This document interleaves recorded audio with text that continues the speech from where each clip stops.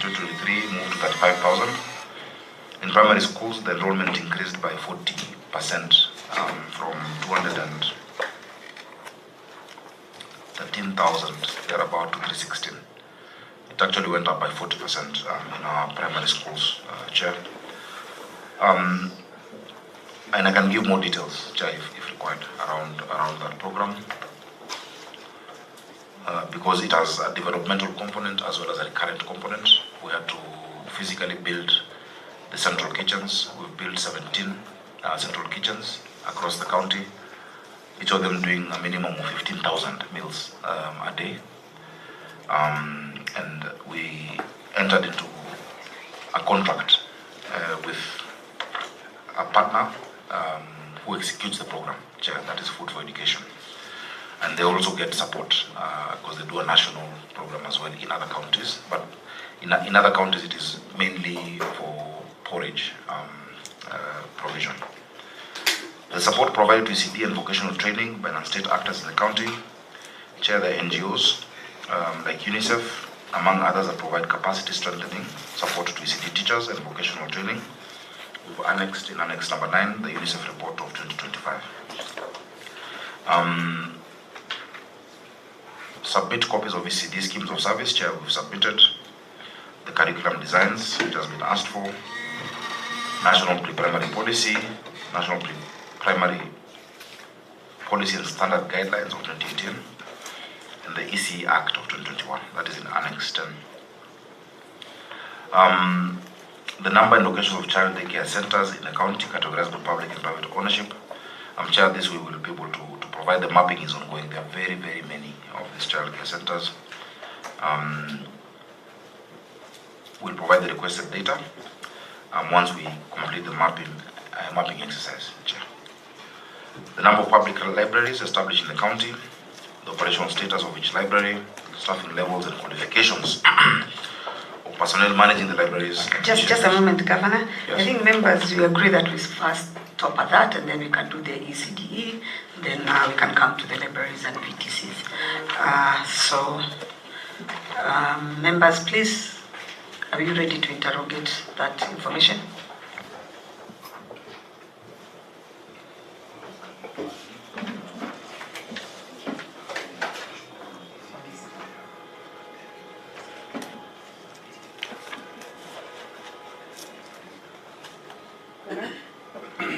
Before Vice you go, there's a request by the Nairobi Senator. He's going for another meeting. If he can give us the information he has on ECD, then we can interrogate the document. And I've allowed him to do that. Thank you, Chair, for your kind indulgence. Ordinarily, the members of the committee would have a first bite at it, but Governor, there are some concerns when it comes to ECDs that I wanted you to address. Some of the information that you've given us here is a bit general, and we wanted to address the serious concerns. First of all, I had an engagement with residents of Roysambu Ward. You are aware of that engagement. Roysambu Ward, Honorable Chair, is one of the largest wards in terms of population, but that entire ward has no public ECD. So when I was there was a piece of land that I was shown, somewhere on Lumumba Drive, just off Lumumba Drive, that had allegedly been grabbed by some church that had been set aside for a public ECD. So, Governor, in terms of specific wards such as Roysambu that do not have an ECD center, it would be important for you to address what your government is doing in order to have the kids who live in Roysambu Ward also have access to ECD facilities. Secondly, Honorable Chair, I have 4 wards here that have only one ECD, despite having very large populations. In Kayole Central, we have one at Bondeni. I think it was put together in 2024. And you know the population in that area, Governor. Mihango Ward in Embakasi East, we have only one ECD. And then Ruai in Kasarani, which is, I think, the largest ward, has only one center, Honorable Chair, making it very difficult for many kids to access. And then lastly, in Korogosho ward of Waraka, where we only have one public ECD center, which is very under-resourced and overcrowded. Governor, I'm sure if you visit Kayole Central, Mihango in Embakasi East, Ruai in Kasarani, which is the largest ward, and then Korogosho in Ruaraka. Then there are wards that have incomplete and under-resourced ECD centers, Honorable Chair, and these are the ones that I would want you to address again, Governor. Injiri ward in Kasarani, the centers are incomplete. Some of them don't even have toilets and play areas. Madare North in Ruaraka. These ones we found that they have very high pupil-to-teacher ratios. Dandora Area 4 in Embakasi North, which are in very poor condition, Governor. Then in Molem in Embakasi West, they have only one center that has no space. And I think also there was a concern about the lack of trained ECD teachers in Molem. So if those ones can be addressed, Honorable Chair, we want to see what the governor's plan is in terms of addressing these concerns. So we have only 228 of those ECD centers across 85 wards, and we would ideally, Governor, wish to have 2 to 3 centers per ward based on the population density. And then we saw in your budget in 2024, you only allocated 116 million shillings to complete these tolled ones that I have mentioned in Jiru, in Madare North, in Dandora, and in Modem. So I think those are the concerns that we have. And then finally, Chair, on the school feeding program, this is a pet project of the governor. He's usually very proud of it. But there is a conversation we have had, Governor, since the inception of this program. He knows that 70% of the school-going children in Nairobi are not actually in public schools. They are in informal schools, those ones that they call up-bed schools. The governor gave an undertaking, I think it's been 2 years now, that feeding program would be extended to the informal schools, because what is essentially happening is that we are using that 1.8 billion shillings that he's talking about to feed only 30% of our school-going kids, and that is unfair. It is unfair, and most of these kids in these informal schools is not that they would not want to be in those public primary schools, but we simply don't have the space to fit all of those students there. So, Governor, where are we on the promise you made to extend the feeding program to the up-bed schools? I thank you, Honorable Chair. Thank you, Senator. And since you are leaving, I'll request the Governor to answer that, and then we can move on. Thank you, Chair, for those questions from my Senator.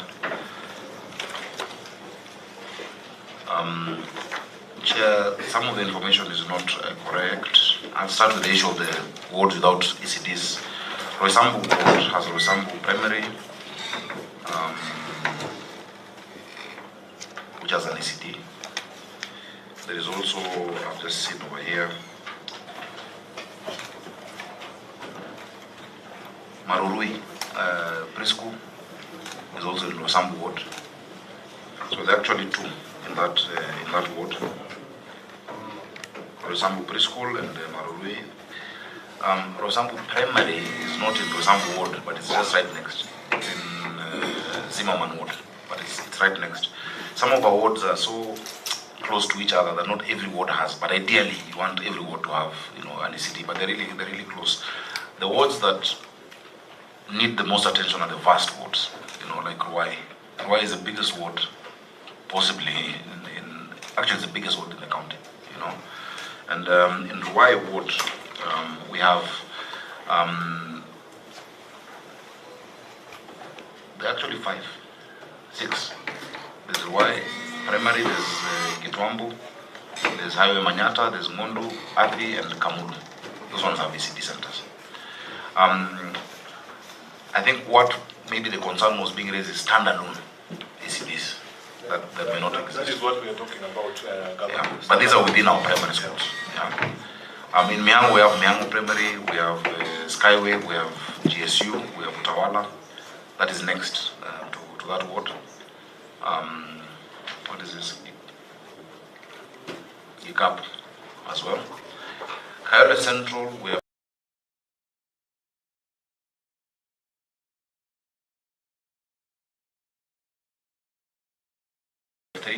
There is Imara Primary, Bondeni in Mongaza. We also have one that, you see, some of these might not find themselves in the education budget. They're in the ward-based program budget. So I know in Kayode Central, for instance, we built a brand new full ECD through the ward-based program budget in that ward. And I think the response really should be amended to incorporate those ones that are built not through the education budget per se, but also through the ward-based program. Many MCAs, or rather the ward committees, prioritize either adding classrooms or building standalone ECDs.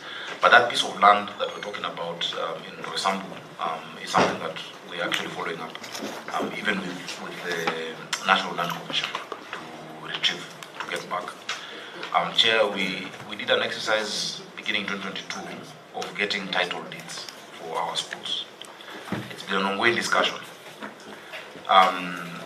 Many of the schools, we had the original titles, actually around 100 of them, because all of these were county properties. The challenge that came with NLC was them saying which function is delivered in that school. Is it a national function or a county function? And they made an attempt to say that they will produce the titles and give them to the national government, which we opposed as Nairobi, because we have not transferred that asset to the national government. So even as you know, the language we should have is not that we have ECD centers in primary schools. It is that we have primary schools in our ECD centers. Because the government entity that owns and builds that infrastructure is the county government, you know. So that is where we have, we're still going back and forth, and you know, there's a transition at NLC right now. But we secured most of those schools in terms of titles. I can give the list of those that we gave copies of the titles for them to know. We can be able to furnish this. So on the land in Lumumba Drive, what is the status now? That is also within NLC. It's part of what we've asked for reservation. Is the matter in court? No, there's no court matter on that. There's no court matter. And Chair, we've actually been able to get more land than just that. 1,000 and something parcels of land that came to be owned by the county through surrender, through subdivisions. You know, you do a subdivision, you do provision for public utilities. And so many of those now are at NLC for what we call reservation to the county government, so that we can have space to build more schools. It is true, there is a severe shortage of schools in Nairobi. And that's a historical problem, you know, and a political problem. You know, since 1992, when multipartyism started, very few schools were built in the city. When the national government at that point lost grip of the county. And so you find, and I'm sure in many of your counties, Senator Kamar, when we started the school feeding program in Roysambu, the president was shocked that we had 210 public schools, and he gave the example when he was an MP of Eldoret North, he had 150 schools in one constituency, yet we have 17 constituencies, which is why we moved to build 5,000 classrooms.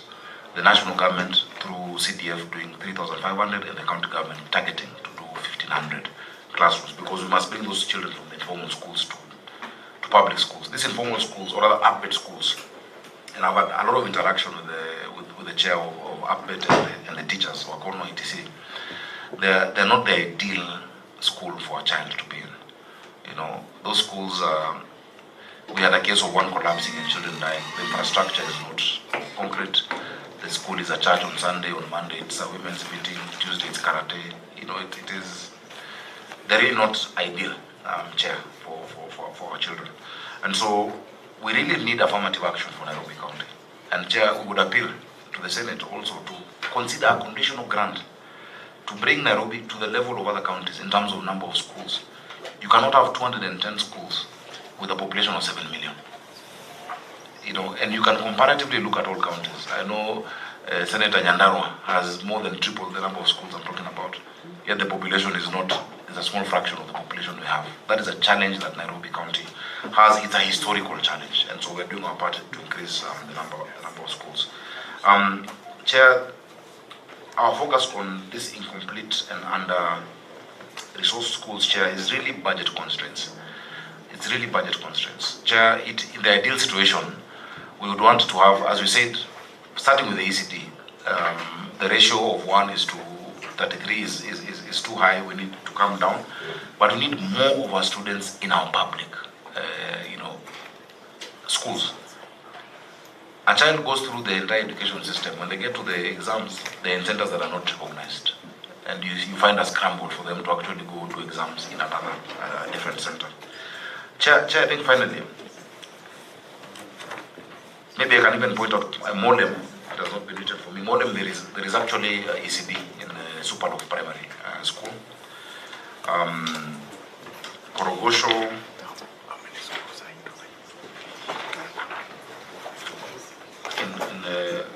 Maybe, Governor, as you are pointing out these ECDs, is differentiate those schools with classes and those with ECD centers. It depends on the definition of an ECD center. I can give you an example. If you go down the road to Kongoni Primary School in South Bay, the school is owned by us as the county. We built the school. The bulk of the classes are primary classes. Then you have 5 of them set aside to be ECD.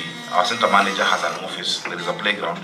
So it's a comprehensive school. It has ECD and it has the primary component. Yeah, that we agree, but what we get in most of the counties we go to is the ECD centers. Actually, most of them are domiciled in schools, but are they set aside? And how many are we talking about? Okay, you could have more streams. So if you have a center with maybe 5, 6 classes and playground and an office, then that qualifies to be an ECD, and that is what maybe the senator is asking, because you find some people would feel that in their schools they don't have an ECD center because they have classes. So even for us, we would like to know in those schools how many are centers and how many are in classes.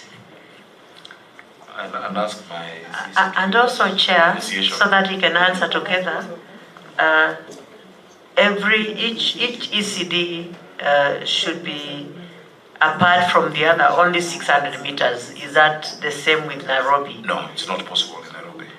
Because that is the guideline that is there. It is not possible. I think that works in counties with a lot of land. In Nairobi, you can't get 600 meters from the primary school. So we've integrated them. Just because we have 696 square kilometers, and land is extremely expensive. And so that guideline, we're not able to comply with that. And so our schools, the standalone, is it 35? 30. The standalones, which are just purely ECD only, are 35. But the ones integrated are the 210, which are within still our infrastructure, which is why we've been able to do more development. We've built the kitchens in those schools, we do halls in those schools. We've had to remove many churches in these schools because we found people had long-term leases to build churches in schools. And I'm a Christian, but I tell them that is not how we should do it, because that infrastructure really is for our children. I can give you an example of Parklands Primary, where the space where we're to build more classrooms had been taken over by a church, and they were, and it wasn't that they come on Sunday only. They actually build physical infrastructure in the school during the week. And I called that pastor. I told him, look, we are all Christians, but this is not right. Governor, I hate to interrupt, but because I have to leave, just I requested to address this on the stalled, or the ones that are stalled, or the ones that lack essential amenities, the toilets, the ones in Jiru, Mathare North, Dandora, Area 4, and Molem. Just those 4 so that I can leave. Molem, there is super. Because there's one center. Yeah, in super. I agree. So the question was if we have qualified or trained ECD teachers. Oh yes. In all our schools, we are close to 1,000. They are qualified and they're trained. Chair, we've not done a recruitment for a while. You realize the quagmire we have also with the ratio, but we're going to do it. I think for all store projects, Chair, our intention is to finish. They're not just in schools. Whether it is roads, etc. It's a budgetary issue. It is just a revenue issue. But we intend, in this current budget that we have, we reduced new projects so to complete all store projects. And that's a question that was in the devolution committee. Chair, earlier the senator had brought up that issue. A lot of the cancellation, Senator, have been coming from the Senate, and I can table that, including last week. I was supposed to be public accounts committee. I received a letter on Monday telling me not to come. Public Investment Committee, the same. The only one was devolution, and I spoke to also Senator Catherine Muma. That one we will come and answer that question. A very important thing has been raised by the Senator. And I'll tell you, Senator, I agree with you fully. If it was up to me, every single child in Nairobi should be on dish in a county. Every single child. Chair, we're feeding 316,000 children every day. We've built 17 central kitchens. Our partner has one big kitchen that has 60,000 meals. We've published regulations that now will allow even the public, because we'll set up a board, that has people from the private sector, the auditors, ETC, whoever, so that it's owned by the public. It's really, yeah, it's mainly a resource question. So what we've done, Senator, we've mapped out all the informal schools closest to a public primary school. Because what we intend to do is that at lunchtime, if a child is in an upbeat school, in Madari for instance, at lunchtime, they can go to Runo Primary, have lunch and go back to their school. Because you cannot deliver to all of those schools, but we're looking at the closest ones. To deliver it, we need to build an extra 68 kitchens to actually fill that capacity. Because as you've said, if you look at a third, compare 20 kitchens vis-a-vis the population, we're looking for support, monetary support to actually build those extra kitchens. It would be ideal. What I don't agree with is saying that we should not feed the ones we can, so that, because we can't feed all of the ones we can. Today, Chair, if you go to most parts of the city during a school day, you will not find the children would find during the day, street children, because they're in school because of food. These children don't even finish their food. They pack it and take it back home to their parents or to their siblings. It's a dire issue. In fact, my challenge now is what to do during the holidays. Because many parents are saying, yes, thank you, you cover them during the school days, but the holidays, we have a problem in some areas, Now, once these regulations are done, of course, we should depend on a reliable stream of resources. But using this watch, Chair, you will be able to adopt a child. People in the private sector can say, I'll feed a child for a month, I'll feed a child for a year. It is not sustainable, but it's the best that we can do for now.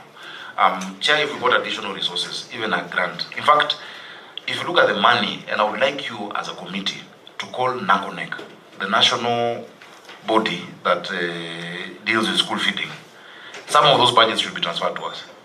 Because you cannot compare the efficiency at all with what we do.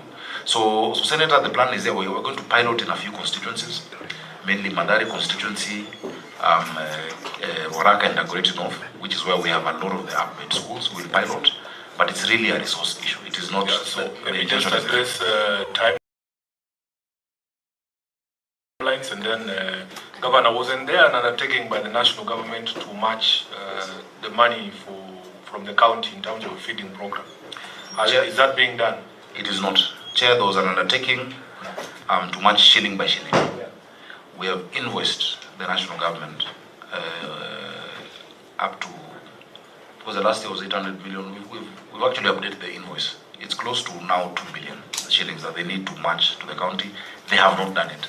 The intergovernmental agreement that we've signed, that is deposited, talks about a matching of shilling for shilling on the school feeding program. Not a cent has been sent to Nairobi County. We've been handling it ourselves. So, Chair, that is something also you can pick up. I have spoken to the CS, the current CS, Migos Ogamba. I had raised it to the former CS, Machogu, and I've raised it at the highest levels of this government. So, Chair, also the Senate can assist us with that, so that they can own up their part of it. Thank you, Senator Sifuna. Thank you so much. At least there was okay. I have a senator who came in. Please come on record. And Senator Sifuna, if you have any concerns that you want this committee to deal with, please forward them to us. My name is John Kenya, Senator of Laikipia, member of this committee. should also say I'm a friend of the governor. Chair. Okay, thank you. CS Senator Kavindu. Yeah, Chair, mine is a suggestion to the governor. Before you build all those kitchens you want to build, how about transporting the food to the very needy children? Just transporting from one center to, ECD to another one. Before you build. Chair, thank you. And I want to thank you because from Machakos County, we get a lot of our onions and tomatoes for this program. We get Western grams from Busia County. We get, some provisions from Nyandarua, including cabbages. We get food from, it's an entire ecosystem, Chair. People just see the finished product, but the sourcing, the farmers, it's created 2,000 jobs. We have drivers and trucks, that do this work. It's a logistical issue. It is easier for the children to come closer to one center because we have one kitchen per sub-county, but we take the food to the serving stations in each school. Yeah. The informal schools you'll find have one has 70 children, another one has 40, another one has 60. So if you do that, you'll spend a whole day just trying to cover. But we've mapped out because it's a walking distance. Fortunately for us, the distances in the city are not too vast, and so they're close to those schools. But we'll be making an appeal to the Senate in terms of how you can actually support through a conditional grant to the county specifically for that. And the reason I'm saying this is that many counties might not need a feeding program because in many rural counties, food is available somehow, and there's a social fabric. There's community. There's your grandma, the aunties, the relatives. It is very hard. But in Nairobi, I keep saying, if you have no money, you will sleep hungry, and you actually have nowhere to sleep. You can die of hunger, and your neighbor is having a party. Unfortunately, the urban poverty aspect of it, cities need to have such a program. You need it in Nairobi. You need it in Mombasa. You need it in Kisumu. And the cities with even Nyeri town, because the kind of poverty, I'm sure you not believe, Senator Chair, there were more children out of school in Nairobi than in any arid county in this country. There were more children out of school in Nairobi than Turkana, than Garissa, than West Pokot, than Wajir. But we only see the affluent parts of the city. So we look at all those ideas. We're open to any idea that can help us reach more of our children. Thank you, Senator Muma. Madam Chair, I just took, before she goes, there's something that the governor mentioned about the national government matching a shilling for a shilling. Was it a political statement or is a letter to that effect? The shilling for shilling matching is in the intergovernmental agreement that was executed between ourselves and the Ministry of Education. So it is not a political statement. It is actually a written and documented thing. We have invoiced them thrice, and we will keep invoicing. They say the budgetary issues, but the current budget, where there's a provision for school feeding at the national level, can be used to actually support or rather honor the commitment that was made to the children of Nairobi. Thank you, Senator Muma. Thank you, Chair, for the opportunity. Your Excellency, I have a number of questions. Chair, long before I joined the Committee on Education, I had asked some questions last year to the Governor and the Ministry of Education. Your Excellency, my questions are premised on the fact that the Constitution of Kenya and its benefits are supposed to accrue to every citizen, and in this instance to every child, on an equitable basis. Your county is a city, and it's a city county and a county city, and its largest population, in my view, is within the informal settlements. I have looked at in my question last year, and in the question that you asked by this committee, you were asked about policies that you have for your education sector. Your response is to give the national government policy. You don't have any. In fact, to my answer last year, you said that there was a policy underway on VTC, but you did not have any on ECD. My view is that you cannot implement a function effectively if you don't have a plan and a strategy around that function. So if we don't have a Nairobi County policy on early childhood education that contemplates what needs to be done in the informal settlements, we will never be able to deliver the right to education on an equitable basis or equal basis to children in informal settlements. So I would want to know, number one, what has stopped you from initiating a conversation to have an intergovernmental agreement, similar to the one you're saying about food, around the management of ECDE function within the schools. As you put it yourself, the property is yours, the schools were yours. So it's actually about you handing over a portion of that to national government, more than national government ceding anything to you. What has stopped you from having a collaborative agreement that enables you to take charge of the ECD function within the public schools? I want to give all the questions so that we move. Secondly, have you had any public participation concerns to listen to parents and learners in informal settlements to understand what they're going through in order to plan on how to provide for them?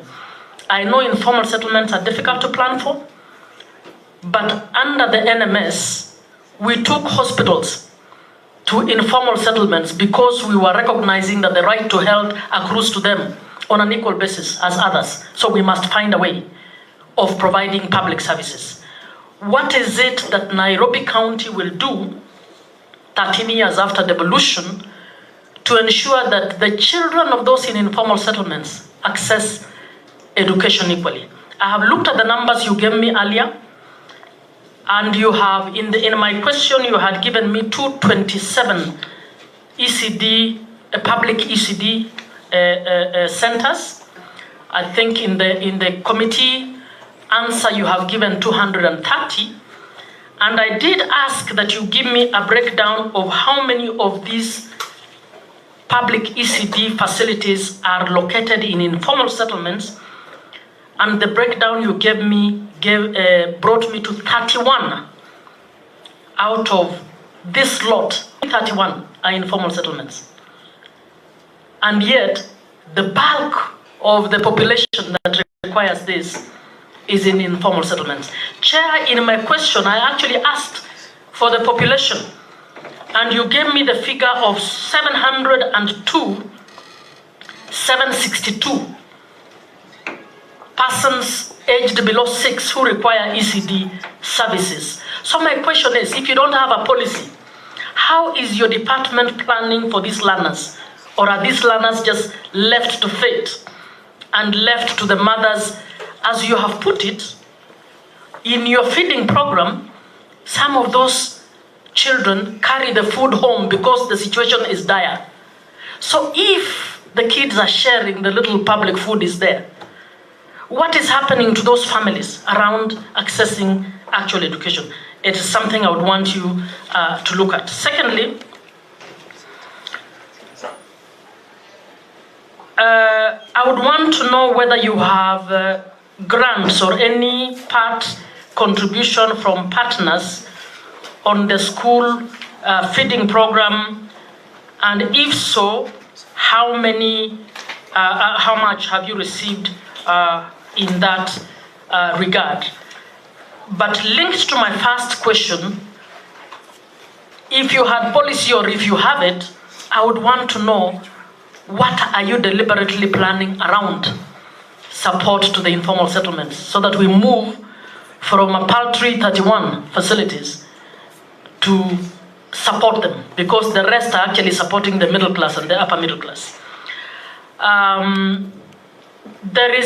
You have made reference to care centers, and I think care centers makes sense for urban areas like Nairobi, could actually be useful facilities for purposes of supporting single mothers and families that need actually to go out and look for livelihoods.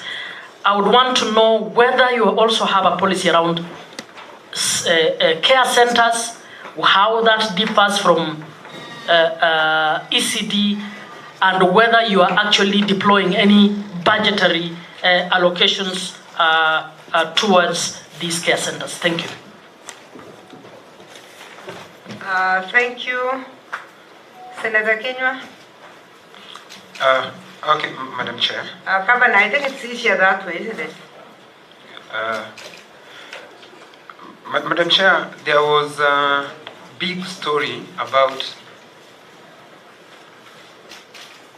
1 million chapati, which you made every student or learner in Nairobi believe that they'll be eating chapati every other day. I don't know whether it was a political statement or it happens. Because looking at what you have provided, you give for feeding program, I'm not seeing anything like, or anything close to chapati. Secondly, I'm looking at the budget. Your recurrent budget is drastically reducing. What does that mean? Is it that maybe some of your employees are retiring? Or what's exactly the reason? Because it's your budget. If I look at the year 2022, recurrent was 2. The year 2023-2024 was 1.9. The year 2024-2025 was 1.8. So why the reduction?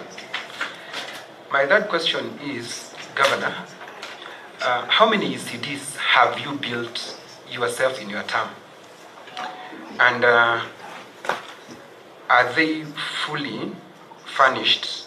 Because I had you explaining and I could not understand. You said the ECD centers in Nairobi, your explanation keep on differing. But it's standard, it is provided for in the policy. What is an ECD center? Would it change in Nairobi? You talked about enrollment. Because of the feeding program, the enrollment increased by 29%. Is this because of food, or is it an act of God? Because the population is increasing. It goes without saying, when the population increases, of course the enrollment will go up, whether you are feeding the children or not. So would you say with authority, the 29% is caused by the feeding program? Again, did you inherit any of your teachers from the default? Well, Nairobi was a city. Did you inherit the people from the default city council? Was it city? Nairobi was not city council. City council, yeah. Did you inherit from the city council? And lastly, Governor, you mentioned about the criteria for you to issue bursaries, and you mentioned you have complied, Muranga, Makueni, okay. And the trend is very good because all these governors who have complied, they're all senators, which is very good. But you're missing the fourth one, who I don't know who he is. But what is the criteria? Because basically that's not your function, to be issuing bursary to secondary school and to colleges. What is the criteria, so that at least, because many of the governors who are coming here, they're telling us, who was telling us they have the pending bill, or I think some governor came here and told us having pending bills. Are you not reading from the same script so that they would know what they're supposed to do, so that they can be allowed to give bursary, which is not their function? But of course we understand when there's difference between what the law says and what is on the ground. Now, you know, my work is to skiza ground. Thank you, Governor. Thank you. I think I don't want to ask mine now so that you finish, but I want to only add one thing to what he's saying. You mentioned earlier, Governor, that this was transfer of functions, actually. The intergovernmental relations agreement that you have signed is a transfer of function. Was money followed? Is there money that was allocated to this function because it was transferred? Because even if it is bursary, we are talking of the agreement you signed, I think, had bursary in it, and then you also mentioned that there is a 1 shilling to 1 shilling agreement. Does that bring back the functions, or what does it mean to transfer the function? You finish those, then I will ask my questions. I'll start with the last one. Chair, the intergovernmental agreement or a requirement of the control of budget. If you ask many of us as governors, we don't see the bursary or scholarship support as a function that is being transferred. It is social protection, and social protection actually is a function of the county. Because the function of education is teaching the child, it is building those classrooms, it is paying teachers. We're not doing that. What we're doing is giving support. But the requirement was given by the control of budget, and we're just pragmatic that, okay, if the control of budget insists that we should do an intergovernmental agreement, all counties did the intergovernmental agreement and signed. Gazetting, 4 of us have gazetted them. Notification to the county assembly. So she's using Article 187. And so we're being pragmatic, saying, okay, if that is what you insist to do, because you can imagine, Chair, a child who is in Form 2 on our bursary, which we have committed to from Form 1 to Form 4, and suddenly the money is not there. Where does that child go? Yeah, we understand. So we're just being pragmatic. Yeah, we understand you. I want you so that you clarify that one answer. But there's no money for it. Yeah, it's the issue of social protection. Yeah. If you go for social protection, you'll do everything under social protection. But you have your own social protection even in health that is not sufficiently done. You have your social protection on these babies who are in formal sectors that is not done properly. Yeah. What as a committee we're interested in is the budget that has been given to a sector called education. Yes. And we are telling ourselves, what exactly must we do in that education sector? Must we be paying a university student who can go on strike if they don't get their right money? Because in fact the impact of that bursary to university did not stop the strikes. They went on strike because they didn't like the formula. They don't care who is going to do it, but they have said that we must go back to the original formula. So, although we have baptized it social protection, and you know this because you are a senator, we have baptized it social protection, we are affecting other sections, and we will be able to show you when we go to the VTCs what we are talking about. Of course, my biggest worry is what you mentioned, the numbers of your ECDE. Yeah. The numbers. They're too low. This is Nairobi. How can we be having this? But I hope you'll be able to give us also the figures of the number of primary schools you have, because I don't believe the primary schools in Nairobi are 230. They're 210 actually, not 30. 210, Yes. which is a disaster It is. to begin with. Yeah. So it means we must build double the number of CCDs in between. So let me allow you to finish it, then we'll come back. Yes, so Chair, what we're doing, that is a number that has been there since I was in class 2, Now I'm the governor, I have to build, and that's what we're building. That's why we're building 5,000 classrooms in this city. We don't have to build, you see, Nairobi is not like many counties that have vast distances. You may not need a new school, but you can build more classrooms. You can go up. You don't have to look, because land is extremely expensive in the city. If an acre of land is costing you 200 million shillings, that would be how many classrooms, So what we're doing is adding more classrooms within the same centers, and then employing more teachers. Where we have land, like the example I've given, where we have public surrenders, of land, when you do a subdivision scheme, and 10% comes to the county, is where we can do new schools. Chair, on the intergovernmental agreement to fund or to allow counties to also issue scholarships and bursaries, and I'll give you the figures that I said were different. In 22-23, for instance, we gave bursaries to 134,127 children. 134,127 children. And scholarships to 4,988. Scholarships are those who've done well in class 8, and so you support them from Form 1 to Form 4. In 2023-24, it was 119,000 children. That's 500 million, 595 million shillings, and 5,100 scholarships because now we onboarded a new Form 1 class. The reason why, Senator Kinyua, you're saying the recurrent budget went down was once the controller of budget stopped the issuance of scholarships and bursaries, in a supplementary we removed it because then you need that figure to balance something different. So that is why you see a sharp reduction in recurrent, because that is a recurrent expenditure. Development expenditure has been either constant or going up because it includes construction of ECDE centers, or construction of central kitchens, or just renovation of the facilities that we have. Chair, Nairobi needs that affirmative action in the number of schools it has. And I've explained the context because I was born and I have grown up in this city. I know how the city was before multipartism and how it became after. And many of you are older, including the senator who is my cousin, who I will not mention because it's very difficult. But she's my auntie. So, you know, because of age, I call her auntie. So, auntie senator, there's a reason why this infrastructure was not built. I'm sure that you've seen a clip one day, I even shed a tear, because that child needs a fair chance at life.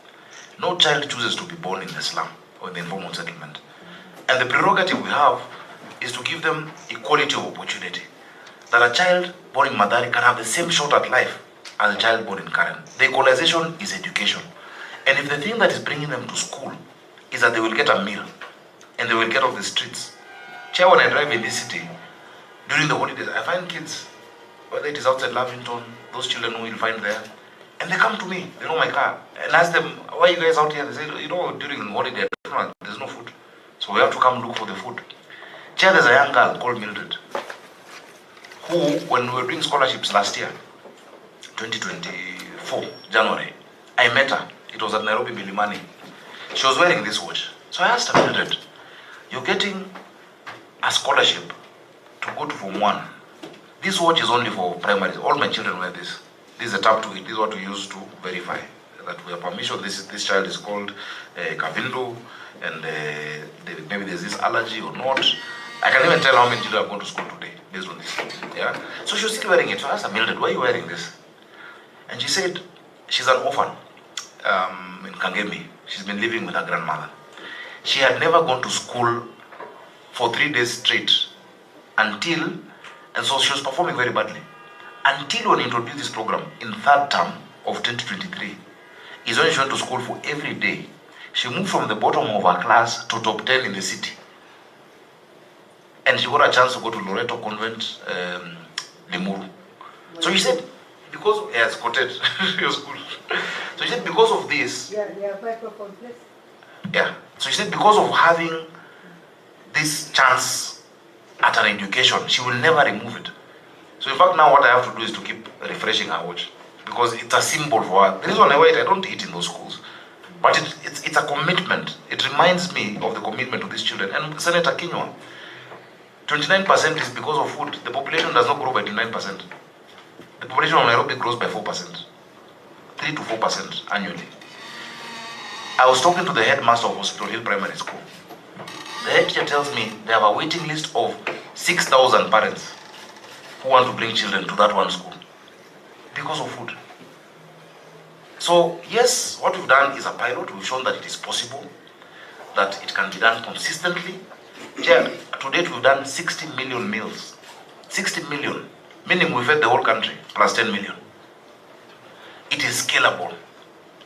And now with these regulations, and we'll have the board, you will see your people, you know, whether it is your Safaricom CEO, the KPMG, who are not sitting in that board, and a secretariat. Nairobians can be able to support a child or sponsor a child and for it to be audited. So Chair, for the bursaries and the food, there has been no additional budgetary allocation, but our intergovernmental agreement on food specified a shilling for shilling matching, it just hasn't been done. And so the national government owes us that money. They owe us, and if you can help us get it, we'll be very happy. But it's a commitment made, it's on paper, it is signed. When I go to Senator Kinyua's questions, before I come to Senator Catherine Muma, the percentage growth is directly attributable. And I'll be very happy to table a report, Chair, of a study being done by the University of London, College of Hygiene and Health Sciences, on the health outcomes of these children. These children are much healthier. We're actually monitoring.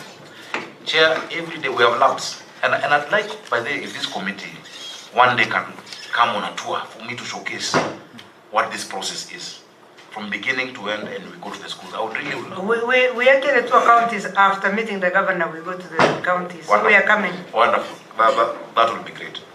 And so we test, we have our labs, every single cauldron used, container used, every surface. When the food goes to school, the temperature is checked. If it is below a certain temperature, that food is not served. The container is sealed. The trucks are specialized. You know, it is a high, it is a highly logistical exercise, and I thank God that we've, you know, it has been successful for the time it has been there. You know, I don't want to cause karma by saying anything, but we have had no single incident since 2023, that time to 2025. The question on the chapatis, you know, it was humorous, but it's a real, you know, the children really wanted it, and they really want it. And so the 1 million came because I was saying, look, if I feed 300,000 and each one takes 3, of course that comes to close to 1 million, but doesn't mean that you'll do that every single day. The machine that we have found does 6,000 to 8,000 a day. One has been paid for by the president. We are procuring the other one. And so some schools now can have it, you know, it's not every day. You know, some schools can have today, in one part of the city, we're in 6 barrows. Another barrow can have the next day or another day, but the children love it. You know, school feeding cannot be how it was when we were kids, where you're given food that is boring, that you don't enjoy. It has to be nutritious, but also tasty and also exciting for the children, you know. And our food is actually very, very tasty. It is nice. One day, if you walk down the road... Maybe, Governor, as you're talking on that, so that I don't come back to it, yeah. School feeding programs. Yeah. What is the relationship between building kitchens and having a service provider? So the service provider, Chair, runs the service. The infrastructure is ours. So we built 17 of these central kitchens. Each of them does between 15 to 20,000 meals. But the employees there, running the buses, sourcing the food, you know, whether it is carrots, tomatoes, whatnot, is done by someone we have contracted, called Food for Education. Because one, we saw that they have actually skin in the game, because they have a huge kitchen that already built. When I was in the Senate, you remember when we had the Mang Bills bill by Senator Edwin. You know, I spoke about what I saw in the Senate. Remember during COVID, there was a lot of vandalism that happened in schools. And so with friends of mine, I went to donate some desks in a few schools, in Olympic, in Dagoretti North, Katina Primary, and in Kinyanjui Road Primary. When I went to Kinyanjui Road Primary in these schools, normally when you go there, they'll say, oh, Senator Kinyua, we're happy to see you, we're excited. Then you ask the children, what do you want? They would say, we want a basketball, or they would say they want a school bus. But children started saying, we want food. And so I tried to bring an amendment into that bill to say that the national government must provide for school feeding by getting it from the farmers. Unfortunately, the bill didn't see light of day. I think it was reintroduced in this Senate.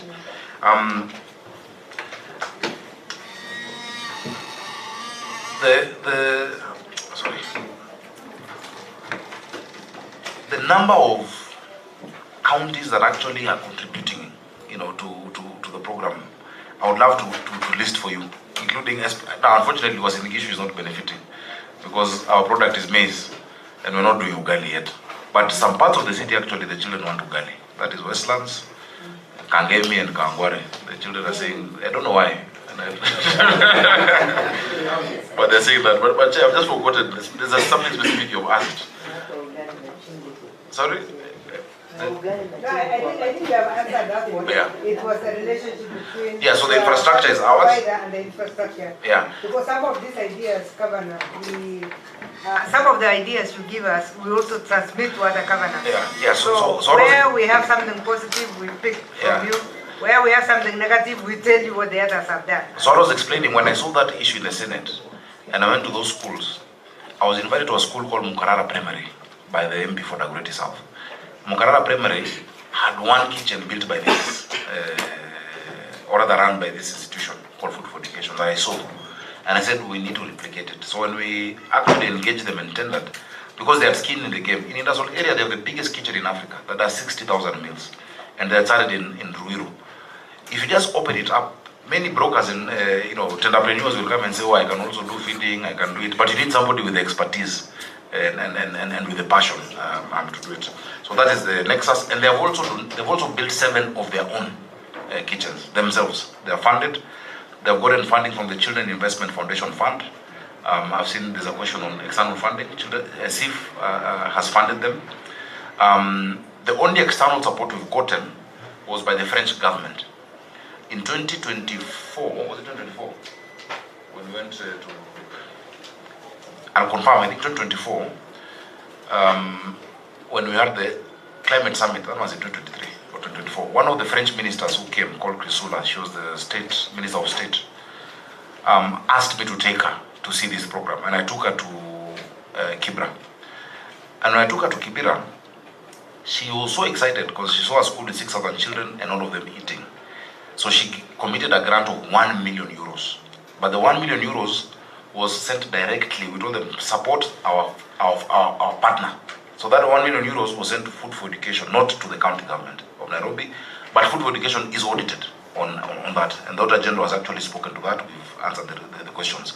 What that 1 million euros does is to support 10% of the children who can't afford the 5 shillings. It's hard to believe there are parents who can't afford that 5 shillings even, at 5 shillings per day. Such that there's no child who is taken out of the line for food. We cannot, there's no worse, I don't know how to use, lack of dignity than to be pulled out of a lunch line for a child. And I've told schools to never do that. If a child completely doesn't have it, I'll fund, I will pay. So normally it's 10%. We've seen in schools, it's almost like indigence in help. It's normally around 10% of those who can't afford completely. Chair, Senator Kinyo, I hope I've answered your concerns. On the current scholarships and bursaries, I've given the numbers that we've done. And just think about it. If in 10 years, Nairobi has had governors and the mayors, we've had almost 4 governors. We've had Governor Kidero, Sonko, Kananu, NMS. In 10 years, they did 3 billion. In 2 years, they did 2 billion. In 10 years, 3 billion. In 2 years, 1.88 to be precise, billion. It's just this last year that the control of budget stopped us. But I'm glad even after yesterday's meeting, we're going to resume. And it's good for me using this platform to tell the parents of Nairobi that our program is resuming for bursaries and scholarships. Let me come to Senator Muma's questions. Madam Chair, just clarification, because he's so passionate about the issue of dish in a county. On page 4, on top of that page 4, I'm seeing the beneficiary ECD centers is 31 public ECD centers. Do you mean, because that one you're throwing me off balance, I'm seeing you have 230 public ECD centers. What does that mean? Does it mean these 31 are the only... The standalone. The question was the standalone. But it's actually 231, the ones which are within our primary schools. No, I'm looking at beneficiary because I'm following up. It's about food. Yeah. Page 4 on top, we are discussing food, and the beneficiary is 31. Is it that the 31 are the ones that you are feeding only? We are feeding 200 and how many?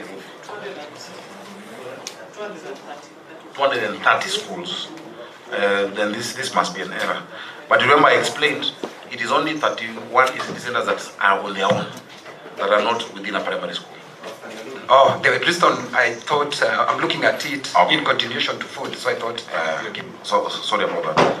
So it's actually 316,000 children. 316,000 children are being fed Every day. Yeah. 316,000. Maybe so that I dropped my question which I had earlier, and you picked it when you talked of donor support. Yeah. Why would you give a donor to a service provider instead of controlling the funding yourself? Because this thing you call Food for Education, by the way, is very attractive to any donor. It was the donors. So long as they know it is ring-fenced for that purpose. Yeah. But if you start spreading, it means you'll be looking for donors, and your service providers will be looking for donors, and you will meet. You will meet on the table of the donor. Yeah. And I'm saying this because this is not the only donor you have. You can have Safaricom doing something, you can have all the others who are doing their social responsibility can also do the same. So why are we diverting it? I'm worried because in arid lands, some counties are giving free food 100%.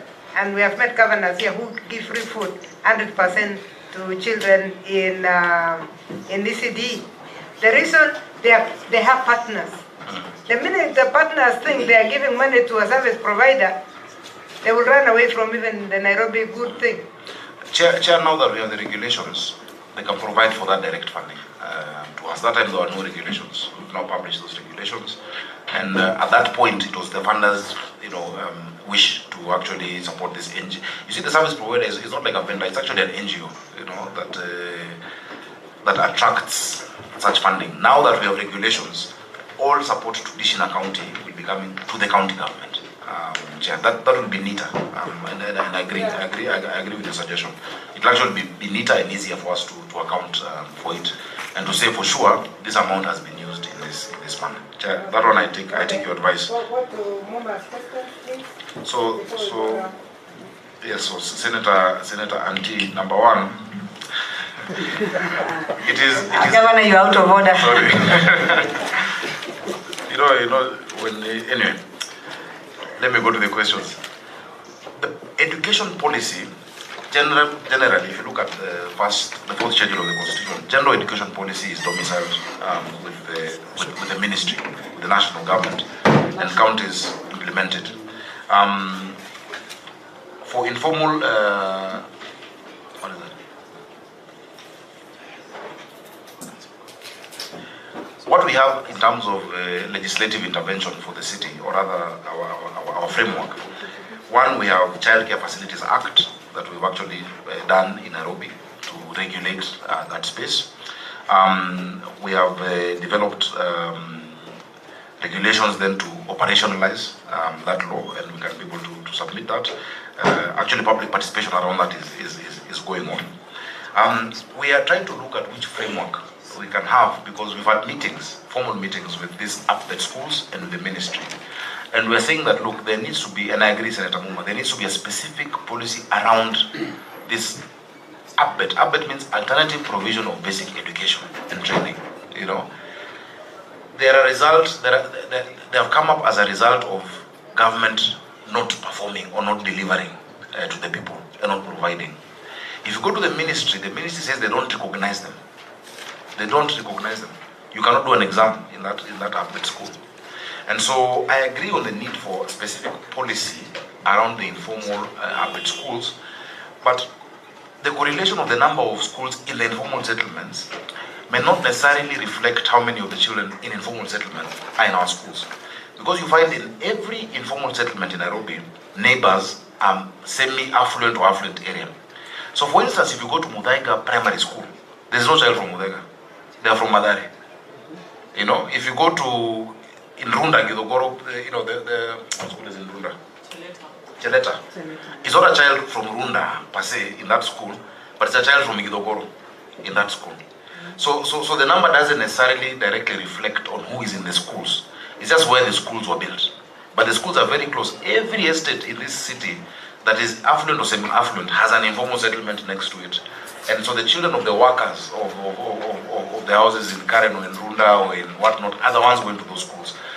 Now, the problem is land tenure in the informal settlements in terms of being able to find a space to build. So where we have space to increase the capacity or to build more schools, you'll find, for instance, Westlands Primary. The children in Westlands Primary may not be the children from the houses in Westlands. They're from Kangemi, they're from Deep Sea, informal settlement next to Westlands Primary. If you go to my former school, Aga Khan Primary, now the children in Aga Khan Primary are from Deep Sea and High Ridge. They're not the Asians that we went to school with in the same school. So that is the disconnect, or rather the dichotomy that we have in the city. We really must build more classrooms. If there's any program that I've seen the president doing that of course I support most of his programs, but one that I feel speaks to the hearts of parents it is building classrooms in Nairobi. Every MP got around 58 million shillings through CDF to do 33 classrooms in the city. When that 1 billion was introduced and they were doing 1 billion per year, the National Assembly, other countries said, why is it only for Nairobi? The president himself intervened and said, no, this city has that need for the schools. And it's been done year on year, and we're also doing our bit as a county government. So I'm really open to engage, because we've had public participation sessions with the people in the informal settlements. I go there sometimes, and just listen. And my team does it. In fact, some we do there, some we bring them to Charter Hall when we want a more structured meeting with organizations. We don't do it in the informal settlement, we bring them. Because if you go there, then the discussion moves from what you've gone to discuss on education and becomes Omaji, and there are many other, pressing needs at the same time. But I would want us to, and I would request this House, because the Senate sits at a place of such great authority and responsibility, that if the Senate, on its own motion, together with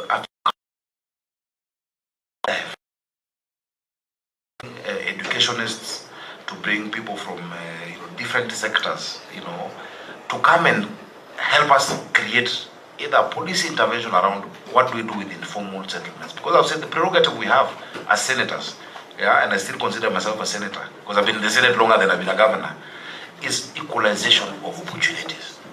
If you equalize opportunities, this country will be good. If Kinywa knows that his child has the same chance in Laikipia to be whatever he wants to be as a child in Kisumu or in Nairobi, we won't even care who is the president. Every Kenyan will be okay. On the issue on... Chair, just allow me to do a follow-up on that. Yeah. I happen to be on the Nairobi delegation, much as I'm Kisumu, not Kisumu Rural, Kisumu Nyakach.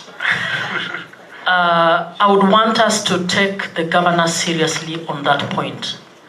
And Governor, I am happy with whoever else as the committee may plan, for us as this committee to sit with you, if you allow, and your technical team, for us to be able to assist on what it will look like to have a county policy, particularly around the informal settlements.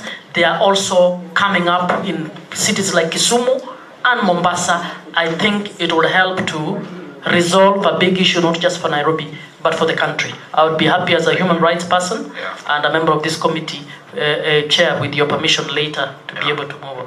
I'll be very happy to share. We had a task force that was done in a task force report 2014, thereabout, by the first county government, that of course needs updating, but really started looking at that discussion, at those issues. I know Humphrey Watanga was there, the now KRA boss. It would be good to update it and see, okay, practically then what does that mean in terms of financing, in terms of the grants, in terms of even looking for external support, in terms of what moves from the ministry to cities that have informal settlements. Because it's a big problem. And remember, you will not solve the issue because you create a vicious cycle. A child who is born in that environment and then does not go to school properly and then grows up and also then has a child, you're just creating a vicious cycle that replicates in our cities. And it's a ticking time bomb, Chair.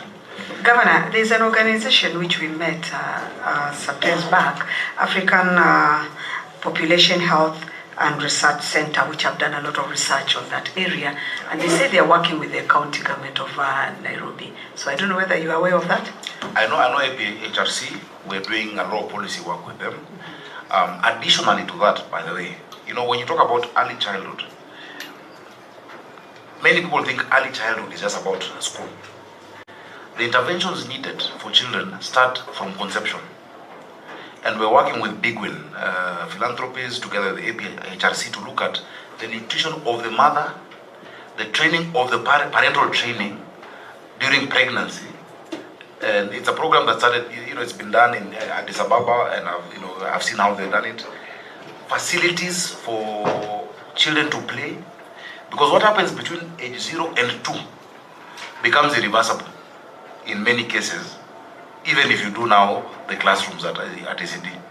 So it's a very comprehensive program that we are working on with HRC and Big Win Philanthropies that starts at the point of conception. Because you see, as a county, we are also handling health, so we have the hospital. So once we've found a mother is pregnant, how do we start working on that child from the nutrition the mother has, the training.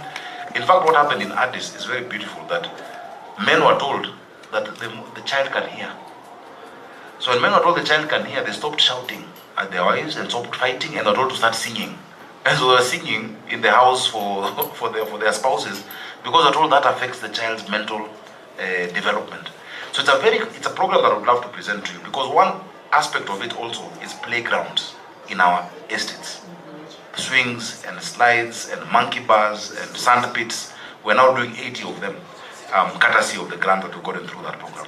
So I think these are discussions that we need to have very holistically. We can even do either some symposium, really, between the counties with informal settlements, led by the Senate. You can bring different stakeholders, including this HRC, UNICEF as well, has quite interesting programs. But these programs have never been brought together in a wholesome manner that only the Senate can do. You have more convening power than any county on its own. So I'd really, please, let's follow that up, Chair. Thank you. Maybe before you continue, there's a senator who has not come on record. Thank you, Chair. Kamau Moranko, a member of this committee. Thank you. Governor, you must appreciate that since the meeting moved from 9 to 10, there are so many other meetings going on, and that's why members have to move to go and give quorum in other meetings. And Chair, I'm actually informed that I'm being waited for in another committee. Of health. Health yielded. I was invited to health, education, and energy on the issue of public utilities and way leaves. We had an issue on people. Let's rush with ours, and I think members will appreciate that since we got this document today, I think we might need a workshop so that we can look at these documents before we do our oversight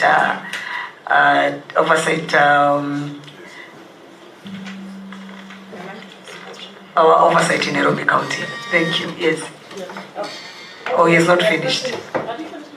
I think, Chair, for now, because the last question really came from Senator Muma on the policy and overall approach to informal settlements, and I've listed what we have and my suggestion of what we can do to enrich that. Thank you, and that is a subject very close to Muma's heart, yes. And she has done a lot of research around that. So I think, Muma, what I would suggest is if you have any subsidiary questions, please let's forward them to the governor to be answered later, and then just allow me to say that, Governor, as a former senator or a senator, I expect on the matters of bursary, you would be helping the COG to move in the right direction. There is no function called social protection for counties.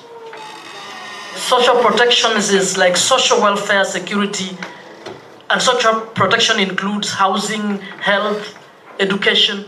So we cannot say education for purposes of governance will become social protection in order for you to implement. So for those of you who are, let us maintain that national government must put enough money for those bursaries, and if you want to do it, you must be given that money as a conditional grant. I agree completely. Thank you, Senator Muma. Let's move, please. Vice Chair, you are done. Yours. Let first Vice Chair. Okay, let me start from where Senator Muma stopped, because that was one of the key issues. We wanted governors to be in one understanding with us. By the way, we are with the comptroller of budget. We are the ones who emboldened them when they came before us. And we said governors are giving bursaries instead of taking care of our little babies. And now you can see what the damage it has done. In fact, I was looking at your budget, Governor, and I was telling myself, you have said 2024, 2025, there is no bursary that was given. And you are not including your VTCs. It means VTCs have never enjoyed anything, but hold that question when we reach the VTC. You will tell us how you are funding your VTCs, because some counties are giving free VTCs. You just go in and start welding and go back home. So we want to know why that money was not attractive enough for the functions in Schedule 4. And we have been pushing that so much because we would like governors to start paying attention to Schedule 4. Governor, a few small questions, because I've asked a number of questions as I interjected. One is just a clarification. We are not against primary schools hosting ECDs. In fact, Nairobi, you said, is opposite, and I'm happy with that. Yeah, they are hosting primary schools. But while we are hosting primary schools, there is a policy here that tells you the acreage that you must confine your primary school. And that, in fact, in the city, it is about a quarter of an acre. 3 acres. No, in this policy here of 2017, it gives you acreage, and that acreage, I hope you have the policy of 2017, and if you look at the policy of 2017, Article 1.1, pre-primary 1.1, you can show the governor, we have urban areas, in fact it's less than a quarter, it is 0.125 acres. And then in rural high schools, the recommended acreage is a quarter, rural high density. And then rural low density is half an acre. What we are looking for is fencing off. Governor, we have gone to counties where governors have built beautiful toilets for the small kids, but in the primary school. So class 8 take over the toilets. And these little babies do their things before they reach there. So it is very important that we isolate them. I want to thank you because of the fact that you are focusing so much on how the child can be equalized at that level. And yours is rural and urban. You have also those slums which you must take care of. So I think I commend you for that. So we are not against primary schools hosting or ECDs hosting. Just let's make sure that they're isolated, they're fenced off, their play area is so attractive. And we look forward to see their play area. I was looking for the swings and the slides and whatever. Now, those ones are very attractive to class 4. Even if they are ECD properties, they will jump over fences to go and play. So you must fence them and have an exclusive area for them, and that is also a comment. The other comment that I had was, I was actually very worried when I saw private schools are more than public schools. Then I said, okay, we have arrived in Nairobi, all of us, so we are building nursery schools to take care of middle class and above, so that should not worry us. Your ratio 1 to 33 is not that bad, but the population, I'm in shock. What is the population of students who are out of school? How many children don't go to ECDE? In my village where I was born, 1966 we started going to nursery. It means in Nairobi, we have children who have never stepped in nursery. And since they overgrow at age 7, you send them to primary school. Do you have a figure? Have you done your estimate? Just put that one down, because we want you to summarize the last question since you are in a hurry. And the cost of building an ECD center, Governor, 18 million. This is the highest we have ever had. Is it that Nairobi is too expensive to build anything? Because we were accusing somebody this week that they're using 4.9 to build 2 classrooms and a small kitchen and one washroom. It was one, oh yeah, that one was 1 classroom. 1 classroom, an office, and whatever was going to 4.9. Now this one is, and that was the highest for us. So 18 million. The costs seem to be an issue that you need to pay attention to. If you're using public works, I know we discussed public works when you were a senator, and we are saying public works give us figures that are outrageous. It's like they don't belong to the same country. And in fact, the National Assembly blocked them from giving figures. Even when I was a member of parliament myself, I would get their figures, white them out, and go for labor only. And when I went for labor only, I was using a quarter of what they were telling us. So sometimes some of these things called tenders can let us down. Transfer functions you have mentioned, was expensive. Why not spend in ECD VTCs? You will give us that one when we reach there. I think I'll leave it at that, Chair, so that we can quickly run through the VTCs. Please do the furniture as you finish. And I'm told that Governor Natembeya has gone to Energy, that they will inform us when he's through. So can do the furniture. Now, I was looking at the furniture. I've been tracking the furniture. Can your CEC tell us the page? Where is the classroom? The photos. 113. As you're looking for the picture, I was just going to tell Governor, please compare the affordable housing cost in Nairobi for a 3-bedroom and what your people are telling you about 3 classrooms. Okay, Governor, if you look at the photos of your children, beautiful, bright colors, which is what the police even asked for, but the sitting arrangement. Which page? 113. Actually, if you look at it, page 110. It is even earlier, even from 110, 111. You start from 108. The children are there.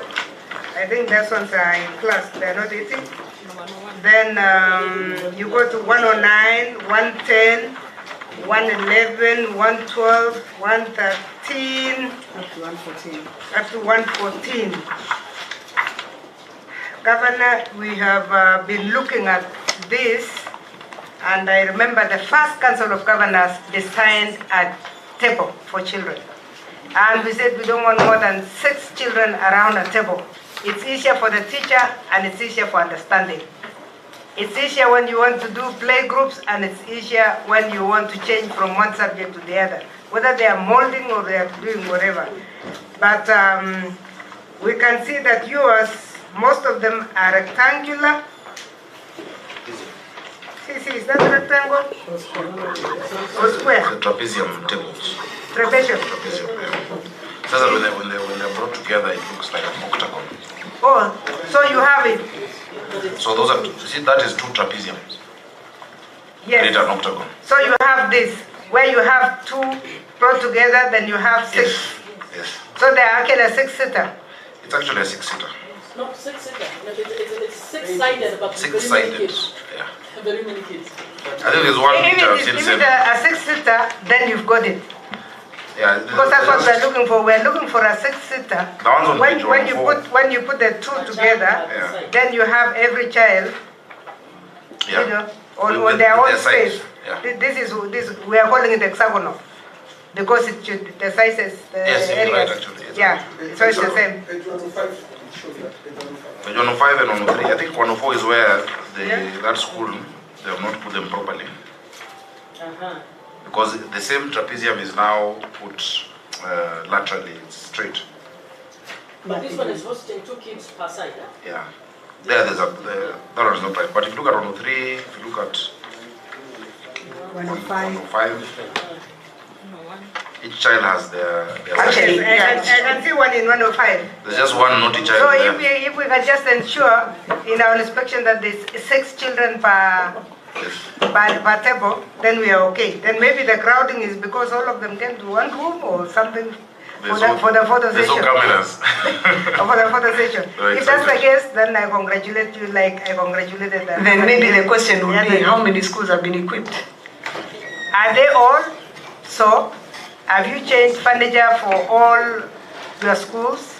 So that we know that that's what we'll see when we come out. I know just recently we did 8,000 new trapezium tables and of course more chairs, because 8,000 then covers for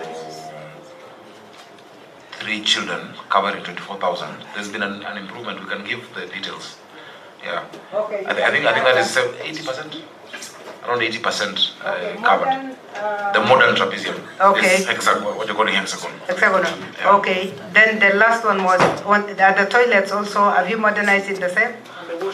Yeah, we are working on baby toilets. We are now shorter talking about ones. baby toilets. Yeah, the baby toilets. Yeah. Some schools it was really terrible, you know. And some of these schools, by the way, and I hope you can help us look for Nairobians.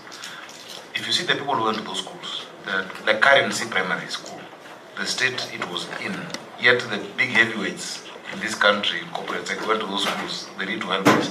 But we've improved quite a number. I can give. That's why I was saying, don't give away your donors to service provider. They should come to us.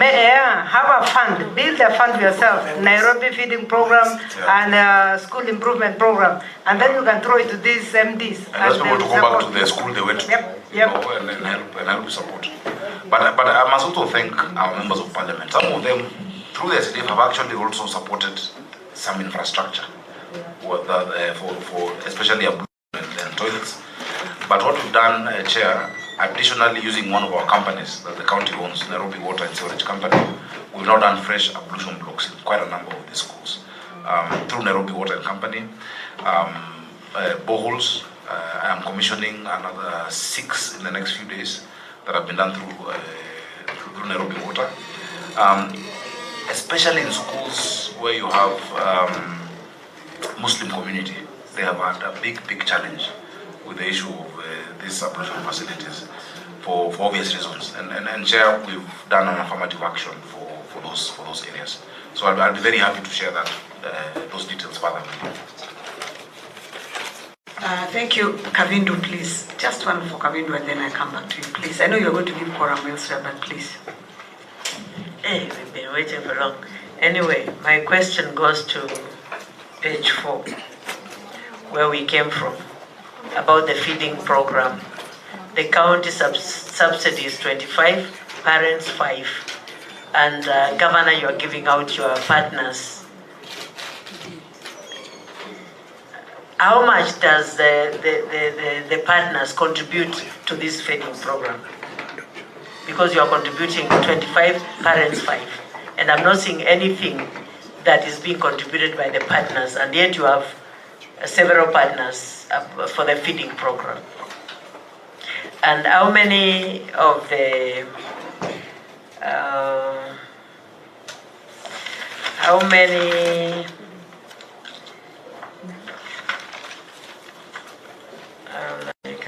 let me come back for that. Let me get it and then come back. Okay, Morango, please, Senator. Asante sana mwenyekiti. Gavana, swali yangu moja. Bila kusema nilitembelea nani, lakini nilikuwa njera la Lang'ata. Lang'ata, women. Na nikapata pia shule pale ya chekechea, haikuwa nzuri sana, hakuna ukuta, wanasema pia wapati lishe. Nataka kujua Gavana kama uko na mpango wote kuhakikisha wale watoto wamezaliwa pale pia kama kuna nafasi ya masomo. Asante. Yeah, I've got it now.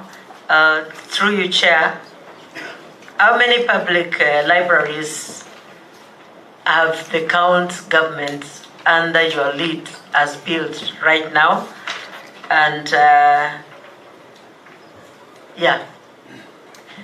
Thank you. Senator, we've not come to libraries. We said we first finish with ECDE and then it can be answered. So let us finish with ECDE and then for clarity and then we can come back to libraries, please. Labda nianze na sorry? The feeding program. Yeah, the subsidy. Let me start with Senator Murango's. Asante sana. Senator Mua will tell you that that nursery you're talking about, I attended it on and off in Lang'ata Women's Prison because my mom used to be an officer. So on the days I'd be naughty and refused to go to my school, I'd go to that same nursery, you know, and something I'm going to look at. I'll take it up. Kuangalia hali yake kuhakikisha kwamba mimi ni alumni wa hiyo. Thank you, Governor. Next. Nitaangalia. The subsidy, I think what we did indicate, the cost of the meal, because the county does 25 shillings, the parent 5 shillings, and then the supporters altogether 15 shillings.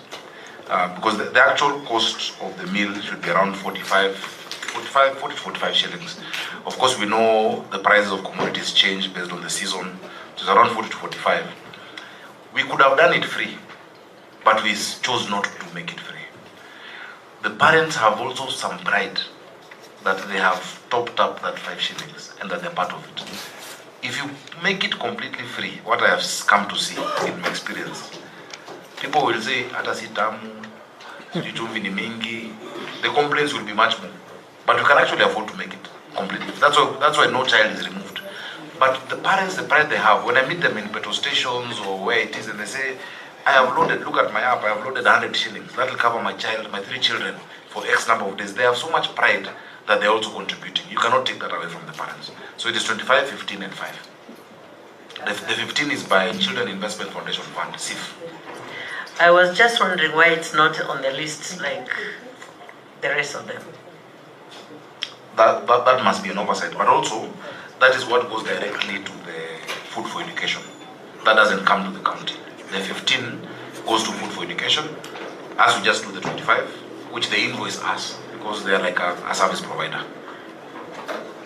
That is where Chair is telling you. I agree with the Chair. Don't give out the partners who come directly to you, because then you'll be able to account for whatever they give. Now you cannot account for it. And especially, though they're audited, and they provide those reports. But what I'm grappling with now is really the holidays. The parents are telling me this is a long holiday, for instance, almost 2 months, and the children are at home. What do we do? So I'm figuring out a way that we will keep some of the kitchens running. Maybe not all 17 because of where they are, but many of them. For instance, if you look at the Great North Kitchen, it is in Mudangari Primary. Mudangari Primary is within a very affluent estate in Lavington, but all the children are from Kawangware, and so in some cases you can just keep some kitchens going, but let's take food to places where, to the informal settlements. That is what I'm grappling with right now. Governor, are there children who are unable to pay completely? Yeah. What happens to them? We pay for them. 10% of the children cannot pay at all, and it varies. The parent struggles, you find, because when you look at this wallet, you look at the child's wallet, you'll find that maybe the parent last topped up a week ago, and the child is in school. The child doesn't know that they have not been paid for because they can't see. It is not like giving the child cash to go into school. So what we've told the center managers and the teachers, to note those specific children, we cover for them completely. But no child is to ever be removed from a school lunch line. That is the policy, and that is our position as a county. Governor, as you say that, what are you then doing to these other schools? Because you are giving them to 31, because this program has become very popular. Is it called Dish in a County? Yes, it's become very popular. I think kids all over are talking about it. Those who are in school, they go telling the others that I'm in this school where they're being given food, and you're giving to 31 schools as opposed to your 230 public schools. Can you give hope to the others? It is not 31, that was an error. It is all the schools. Okay, all public schools. Okay. The only challenge we had, Chair, was the schools in the military barracks. And I spoke to the Chief of Defense Forces, General Kahariri. He has now given us access. And the AP schools like Utawala and those in the police lines. Just those. But then I'm happy, Governor, to hear that. That was worrying me because that thing has become very popular. And I think most of the point they see you dish in a county. Thank you. Chair, allow me to go just back, a very important one. It will be remiss of us not to raise. You talked about the ward-based budgets. Yes. Now, I think we cannot have functions that are treated as functions of MCS. That's how we get into the trap of the unconstitutional NGCDF. My view, or I believe the committee would support me on this, if you have ward-based programs, they still must be accounted for per department. So the Department for Education cannot tell us they don't know how many ECDs have been developed in the wards under the ward-based budget. There is nothing like that in the Constitution. It is an administrative arrangement to have MCS to have a say on the kind of projects they want, but responsibility still lies with you as the executive to be able to account for those projects and place them within the your county departments. I think you touch on that one as whether that is the position. But the last one we had was I heard was about water. When we talk of an ECD center, we are talking of water tanks where people are relying on rainfall. Now you have boreholes. Are those boreholes are they tested so that we are sure of the water? Because Nairobi is fluctuating. Some areas boreholes cannot be done. And do we have water tanks then running for hand washing and so forth? Or how is that part of the ECD center? Generally, and it's good to give context, Nairobi is water scarce as a city. And in the last 3 years, we worked hard to reduce that deficit. Nairobi as a county had only 4 sources of water. Yeah. Kikuyu Springs, that was built in 1908, Ruiru Dam, 1928, Sasumwa in Nyandarua County, close to my friend, which was built in 1958, that gives us 60 million liters a day, and then Nakaine Dam from 1994 to 1997. Those are the only sources. And that Nakaine was providing 84% of the water in Nairobi. Now, in totality, if you add all those sources of water, it was coming to 525.6 million liters daily. Yet the demand in Nairobi, when I got in, was 870 million liters per day. So the first thing we had to do was to increase the quantity, just pass the quantity of water coming into the city, which we've successfully done by completing Northern Collector 1, which has provided an additional 140 million liters of water in the city. There are areas now that never had water, that have water. If any of you lives in Karen, or Ngando, or Iruta, Langata now is getting water, and there's a pipeline. If you drive on Langata Road towards Galleria, you will see on the side of the road my contractors now doing a line through Bomas, that for the first time, Langata, where we've grown up with no water at all, will be receiving through gravity, because the line that was serving Langata goes through Kibra and had a lot of infiltration, and of course it is going upstream. So we have to do one line through Kumbukarumba Road, which is this link road, Langata link road, coming all the way from Old Odume Road, from our Kabete reservoir. So generally the quantity has gone up. I am targeting another 220 million liters of water, where we've already gotten financing. Unfortunately, which the Senate needs to help us, counties should be allowed to get this directly, because we can pay, all these four sources we paid for. The 220 million liters of water, $100 million is supposed to do two things. Number one, Northern Collector 2, which is to give us 180 million liters additionally, and Maragua 4. Maragua 4 is also to give us, now combined with them, give us 200. And then in Ngedu water treatment plant, which we have in Gatundu North, we lose 30 million liters daily through the backwash filtration system. So our engineers designed a reverse backwash. When we filter the water, it goes into the environment. Now we're going to get it back. So it is possible for us to now completely fill the gap. Through that program, it has been stuck at the National Treasury and the Ministry of Water, because we cannot get the financing directly. Yet the Korean government has expressed interest to give us that money over a long time concessional period.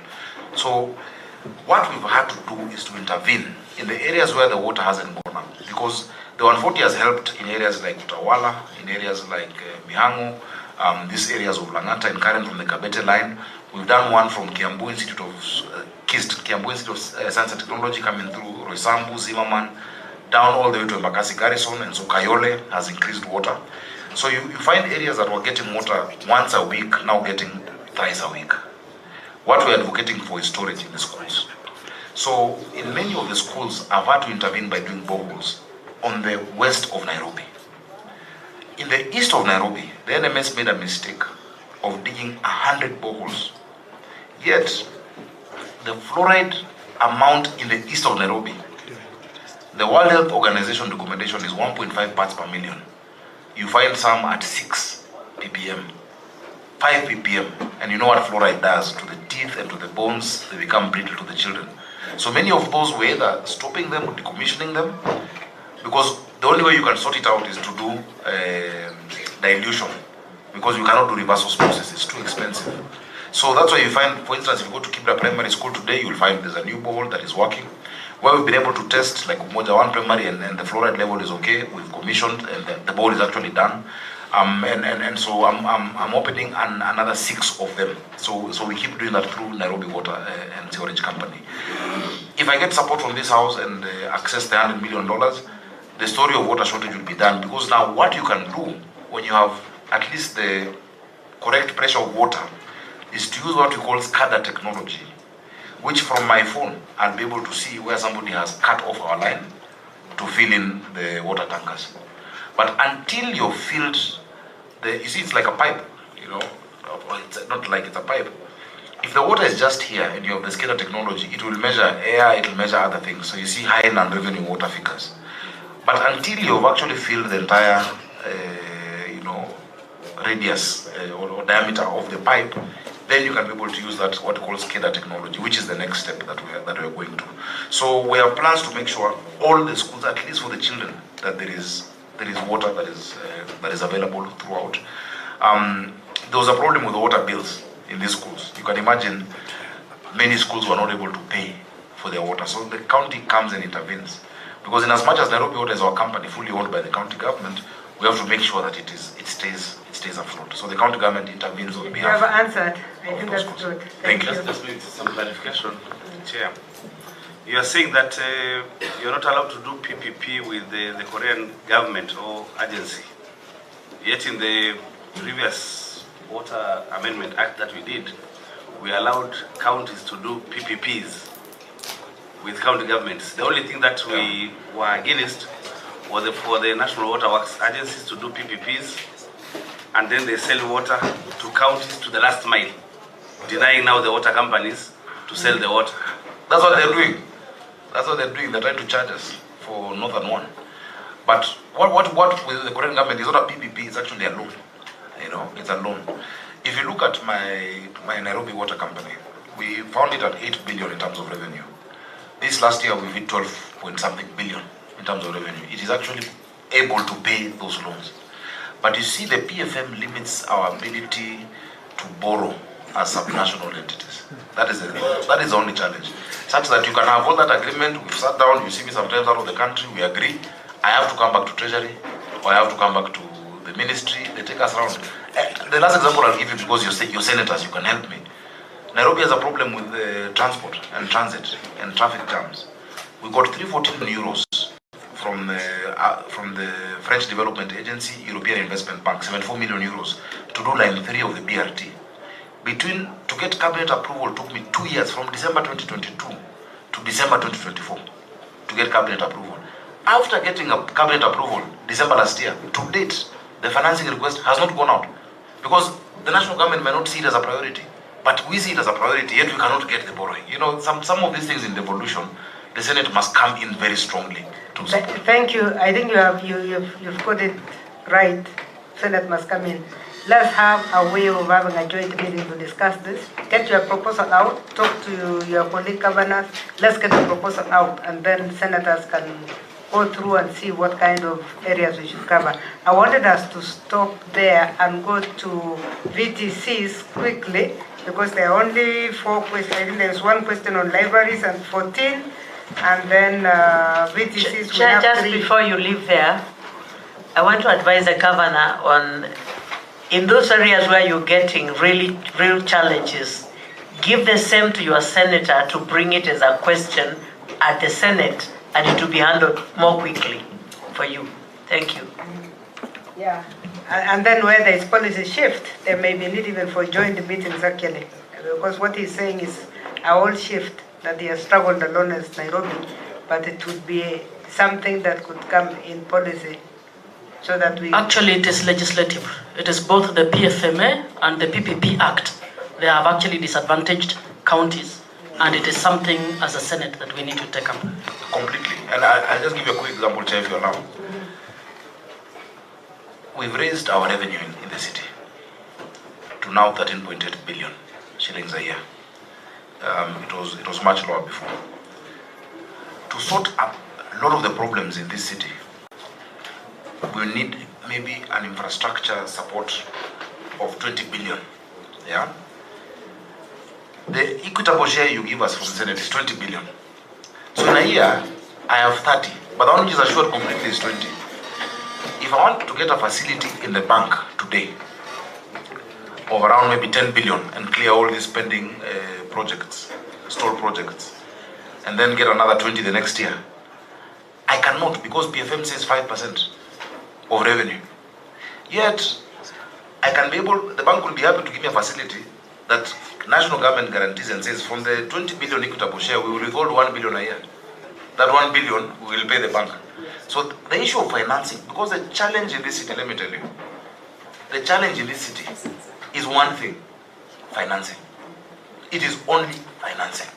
If you sort out that, of course there's governance and there's the structure, that's why we're doing the barrows, so that the person dealing with Kayole is not thinking about Westlands, But once we sort out the level of city financing, and I will tell you, because I sit in a class in Harvard with 38 other mayors around the world. You find a mayor with a population of 200,000, a budget of $800 million. The mayor of Paris was here to see me recently, Ana Hidalgo. Her city has 2 million people. Her budget is 1 point something trillion, 9 billion euros. I have 7 million people, my budget is 30 billion. The Nairobians, of course, we want Paris level of life, but we're not also paying. So there must be a discussion on financing of especially the capital city. Urban Areas and Cities Act Section 6 talks about it, but the last 13 years of devolution, no progress has been made. So I have a number of proposals I will bring either to the devolution committee or to whichever committee that we need to relook for the city. Let's come to devolution, but we are happy with that kind of information. Chair, I think we are ready to go to question 14. Yeah, let's go ahead. Governor, give the response. Thank you, Chair. The question is on the number of public libraries established in the county, the operational status, staffing levels, and qualifications of personnel managing the libraries, and initiatives aimed at enhancing library services and promoting reading culture. The total number of the public libraries in the county are 5, Chair. Namely Macmillan Library, which is in Banda Street. It's the oldest library, actually. Possibly the oldest library in the country. Second. Which is the oldest? Oh yes, it's the second oldest. The oldest is in Malindi. Macmillan Library. We have Kibera Community Library in Langata. We have Kaloreni Library, Eastlands Library, Wadaka Library, Chair. The status, Macmillan was set for a major facelift in this financial year. There's work being done.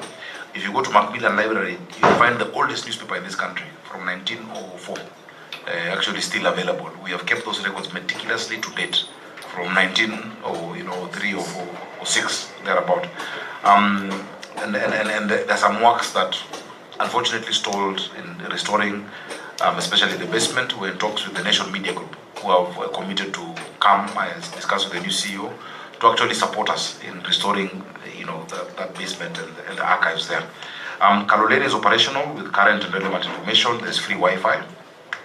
Eastlands Library is state of the art. It is where I took King Charles on his first visit in Kenya. That is where we went to. It is spacious. It has relevant information materials, and we're working with Bookbank, which is an NGO that supports, upgrading of these libraries. Working very well with them. Kibera Library is operational. It's spacious, updated information materials, free Wi-Fi. Wadaka Library is operational as well with an updated information material. Chair, the library function was fully devolved. The unbundling of functions gazetted stated that, but the national government again is holding on to 2 libraries that belong to Nairobi County, including the Kenya National Library at Milimani. Of course, there are issues that we don't want to take, like national indexing, and there are certain elements that we don't need to take, but the law should be followed. That library belongs to the county government of Nairobi. We can cooperate it, but still it belongs to us. And also Buruburu, we have a problem. We want the Senate to intervene on our behalf. Macmillan has 8 staff. Kaloleni has 2, Kibra has 5, Eastlands has 5, Wadaka has 1. That is the staff that we have. But of course, as I've said, we're partnering with this NGO that also sends volunteers and staff, to support, and interns to support. Personnel manning and qualifications, all of them have BSc in information science. Kaloleni and Wadaka is where we have diploma in information sciences. What initiatives are there at enhancing library services and promotion of reading culture among learners and wider community? 1, user education to library users, outreach programs. We have book week events. We have community events. It was very interesting. Even in areas without libraries, we do community. For instance, before we did the river regeneration program, we went with books to Madare and had a river festival that was about reading, and the older generation explained to the children that there used to be fish in this river. And the children saying, we can't imagine that, but let us, so they would start drawing, and those oral literature that was happening. It was a very beautiful thing to see between the older generation that were in Madare before and those who are there today. We've hosted a lot of collaboration, interviewing scholars. The CNN News have been there. Musical performances. There's an example of Giuliani and Makio. We have monthly book clubs. by several groups. I would invite you to be members of at least Macmillan, since you're in town. Please come and look at our books. You can borrow a book and return it. And I've just remembered I owe them one book I've not returned. There's children artworks that we're doing, drawings, dance clubs, public participation, LDP forums are held also along the libraries. And so there are many of such examples, directly and also with our partners. Safaricom, we partnered with them to train library users, 50 in number, 9 to 13 years old, under Safaricom's Kick to Code program that is ongoing. Introduction of pay bill that has made it convenient for those who, where we need payments done. Feedback channels. There are tour guides. These days there's a lot of urban tourism, and we found some young people very innovative where they bring the tourists, put them in a matatu, and bring them to the CBD, take them to Macmillan, bring them to Eastlands. That even just the matatu tour is part of a cultural experience that many of our tourists are enjoying, when they come to the city. We're empowering women in Eastlands and Kaloleni with our partners. And I think finally is the end of year celebrations where we host 250 children for fun, art, drawing. And there's an annual dinner where we raise funds for our libraries, Chair. The list of VCTs, so I don't know whether I should answer the question asked on additional libraries we've done. Yeah, maybe you could before you go to VCTs. Yeah. We have acquired two of the libraries that had been held, two of those held by national government, which is Kibra and Waidaka, which we acquired from AMREF, and we have rehabilitated it. We've not built an additional library yet as a county. We've not been able to do that. We're seeing that what works is having our social halls have a section where in the evening our children can do homework. You find that in many of these settlements, in the house, it's not conducive for a child to do homework or to study. And so in the evenings, they come into our social halls that are all across the city. There's a section where they can get books and where they can read. So we've not built physical structures, but we've passed the library, we spread the library function to more areas. You said you have what, social halls? Social halls, our social halls, yeah. And we've built more social halls. Yeah, so it's a mixed use. It's not a library per se, because you'll find there's chess being played there, there is table tennis, but you do a section where children can actually come and access books. That is what is working for us. The funds would allow you to build standalone. But another concept that works very well in the city is mobile libraries. Yeah, so a mobile truck that actually moves from place to place, and the children can borrow books, and then it goes to another place, but they have to go with the books home. So it's not a physical space where you come in. Are you saying that is a plan or what you're implementing already? We have partners who've been implementing that with us. Yeah, we've not. The one studio we built, which was a library and also a recording studio, unfortunately, was burnt down during the protests last year. It was a 40-foot container with those facilities, and it was parked at Uhuru. It was burnt completely down. And that was serving both functions, both recording for the arts, music, etc., but also library function.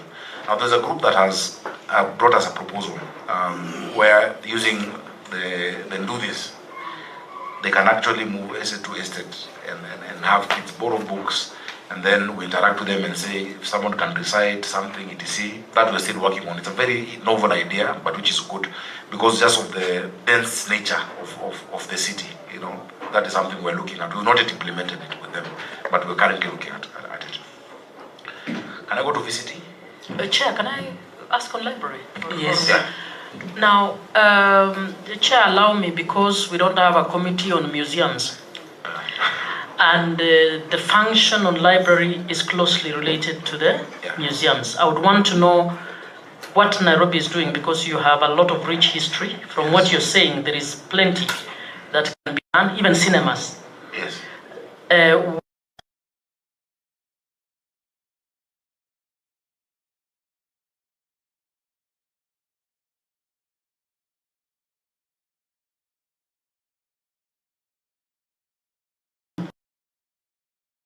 Should we do to deliver on cinemas? You then think out of the box, do the activities, and then put a budget. But when you don't have the policy, it's easy for it to fall through the cracks. So I would want to know museums, do you have any partnerships with the history departments? What are you doing around that, plus the cinemas?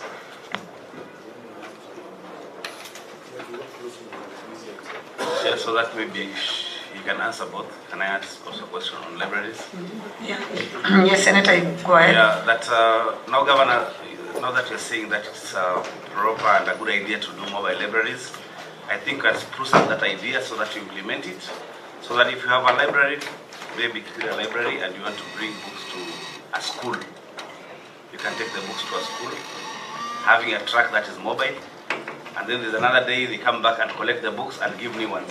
Yeah, it's important so that books are available to the kids. Thank you very much, Senator.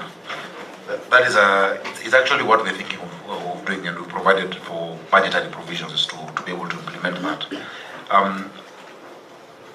First, by replacing the mobile one we've had a tussle with insurance. The insurer seems like, and we've reported to the Insurance Regulatory Authority, because we had insured that mobile library to the tune of around 60 million. But the company looks like, I think that company is going under. They have a problem. They have not been able to pay us. We've written to IRA about that specific company, and we've cancelled all contracts with that insurer. So through you, Chair, Governor, how long do you think this will take? Because that is where my question was coming from, because this... For the mobile library? Yes. Within this financial year, the problem we're having is procurement. There's a big challenge on EGP with most counties, and I think also with national government, given what we had yesterday at the COG meeting with the control of budget. If we're allowed to procure it manually or through the IFMIS system, before EGP we were doing e-procurement as Nairobi, but through IFMIS. If we're allowed to do that, then we can be able to replace at least that library in this financial year, because the budgetary provision is there. Otherwise, we are more or less stuck because we can't move. The challenge that we've had again is the clawing back of functions that have been unbundled. The museum function has actually been, it was in the Gazette notice by TRC. In fact, what they said was all revenue from museums must be collected by counties. But when we send our officers to the National Museum or to whichever other museum, there is resistance, So we again will come to you, because we don't have a standoff with the national government or a scaffold, like we saw in one of our parks where KFS had come to forcefully take over, and we said no, this park, City Park, belongs to the county. And I'm glad the court ruled that 2 weeks ago, and KFS has left. Because they even they created a fake title during NMS time, a fake title deed of City Park by the national government under the Minister of Finance. Yet we have the original title from 1920 something of City Park, as it is, belongs to the county government of Nairobi. So there's a lot of, some of these things we don't say out there because we don't want to politicize the engagement. But before I became a senator, I used to wonder why people say you need to protect evolution. Protecting from who? Now I know you need to protect it, because the default setting, even with well-intentioned people, the default setting in national government is to grow back. Because they think as we are doing Kalongolongo in small governments, they were not serious. But really our functions must. So on museums, and I agree Senator Muma, a holistic, and we'll engage even a consultant to actually do a holistic policy, because there are many things to curate. If I show you, for instance, the oldest sign in this country is just down the road here, the railway sign of the height of Nairobi, which is, I always give my guests, a copy of a book that shows you the history of this country. Nairobi was the first Commonwealth city in the world. So even excerpts of the Hansard, where the Duke of Gloucester, who had come here to present Nairobi the first Commonwealth Charter, and in the House of Commons, when the question was asked, why Nairobi, why not Kingston, why not India, and the way Nairobi was described by one of the members of parliament and the foreign secretary at that time, of what Nairobi means to the British Empire. Those are things that we need to curate. If you go to Eastlands, the house of Jaramogi, of Ginga Odinga, we're doing up a renewal, but I have preserved that house will not be touched. It must stay like that. We were in Ziwani the other day. In Ziwani, in 1952, Phoebe Asio's house, Tom Mboya, the house where Tom Mboya lived in 1959, where when actually in Phoebe's book, he talks about that house of Tom Mboya and Margaret. In Tom Mboya's house, you would find Julius Nyerere sitting in there with him.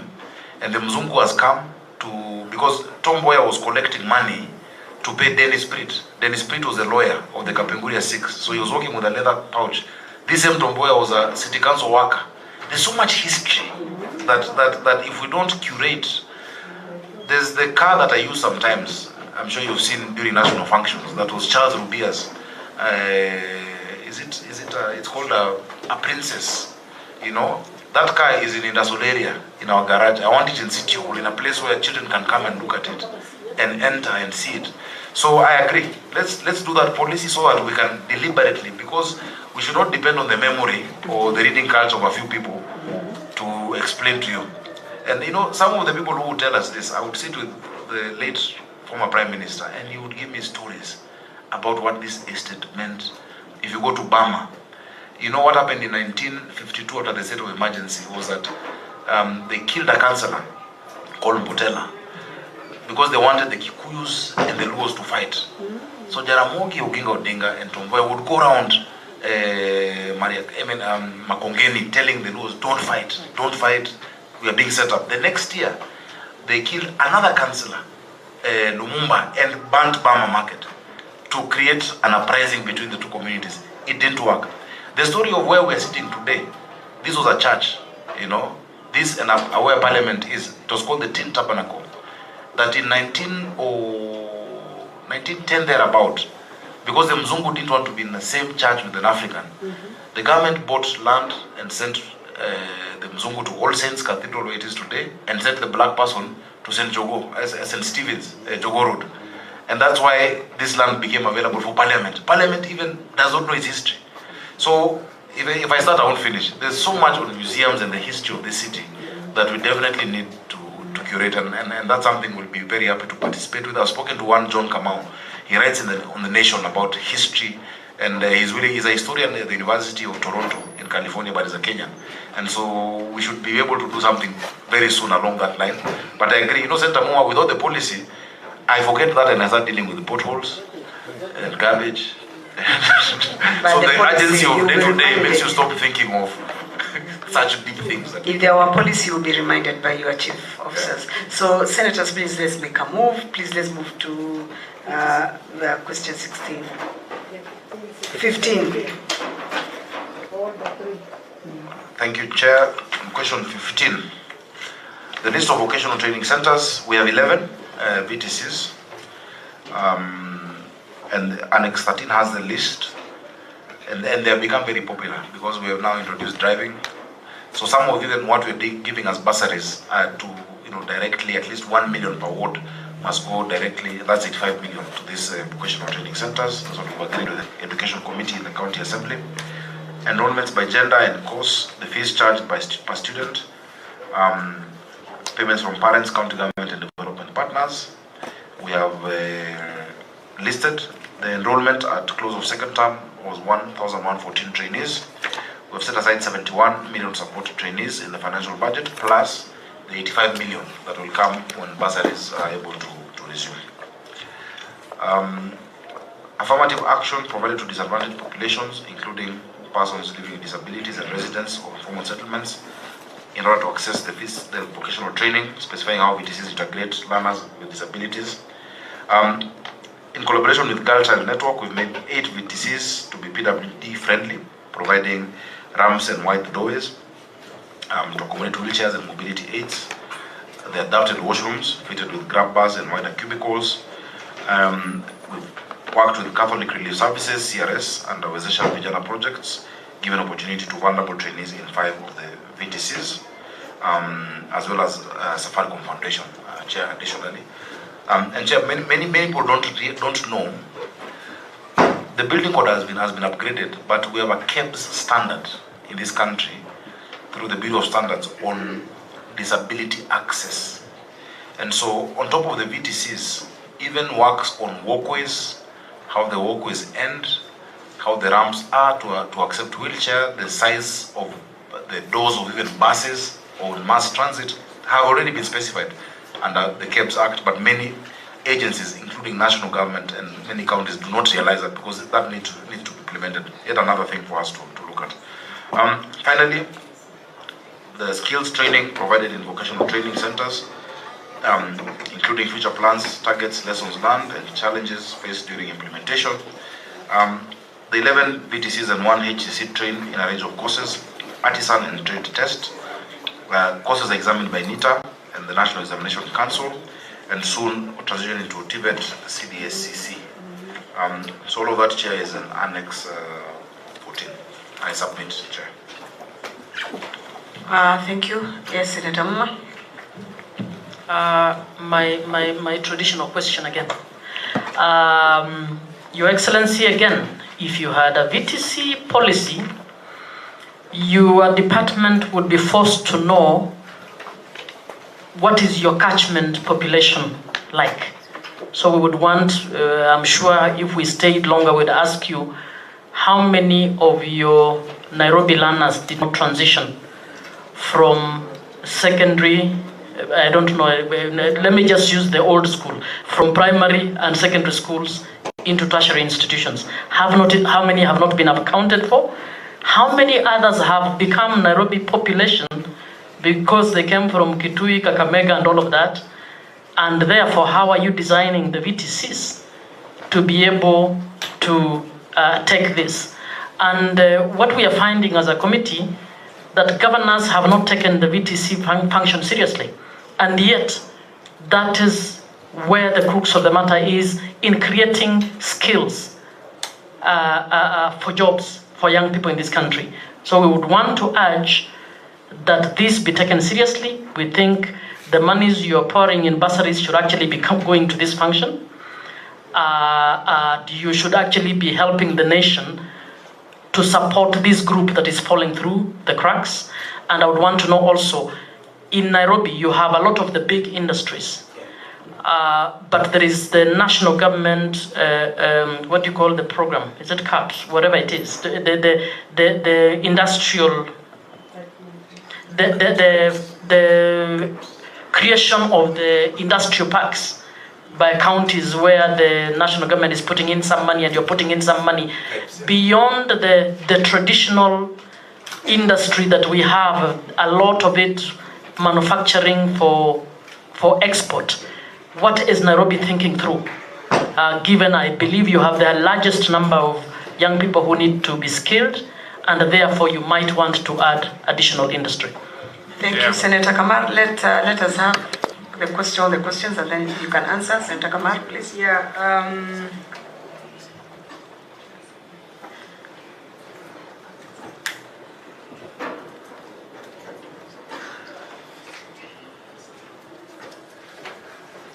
Yeah, Governor, I think you have been asked about the transition thing that really worries us as a committee. When you talk of transition and you talk of 11, only 11 PTCs, 12 maybe, in Nairobi, Wasingishu has 14. And we are demanding more. Trans Nzoia has 32. I just want to give you the figures, the places we visited recently. Elgeyo Marakwet, 18. The population is in Nairobi. The buildings that are going on in Nairobi are so many. So it is costing you immigrants from other countries that are coming for labor jobs. Because if you don't have enough masons and you have a lot of buildings in Nairobi, then people have to migrate. Then it gives pressure to your water issues. It gives this thing of urban migration. You are attracting it completely just by not having enough of this. Yeah. So you become a victim of that kind of thing. So I'm asking myself, 11? I started 11, Your Excellency, when I was a member of parliament. Because I came from the university and discovered that most of my students were not going to university. So they were hanging somewhere. Most of my primary kids were not going anywhere. So I told myself, I set aside money from CDF And I decided I was going to, when I reached there were two which were being closed. So I revived those two and shifted completely. Two of them, as you are talking of transition, two of my VTCs were transited to TTIs, and that was a constituency. Of course, they have lived a life of up and down. Even when we went there, some of the things were not very impressive, but I'm talking of population and transition, as Senator Muma is saying. You have offloaded from class 8s into the streets, and then we have also offloaded from 4s into the streets, because the passing rate of Nairobi to university is not more than 30%. You know, there are those 11, but there are also 309 debates. There are so many private facilities in addition. Of course, we as a county should build more, but it's not that there are only 11 places of vocational training. But talk about, what is that? What are they? You know, they are TTIs. We are not talking about TTIs. No, the TVETs are doing vocational training through TVET on plumbing, engineering, mechanics, masonry, this thing called, what do we call that certificate? The lowest certificate of LITA.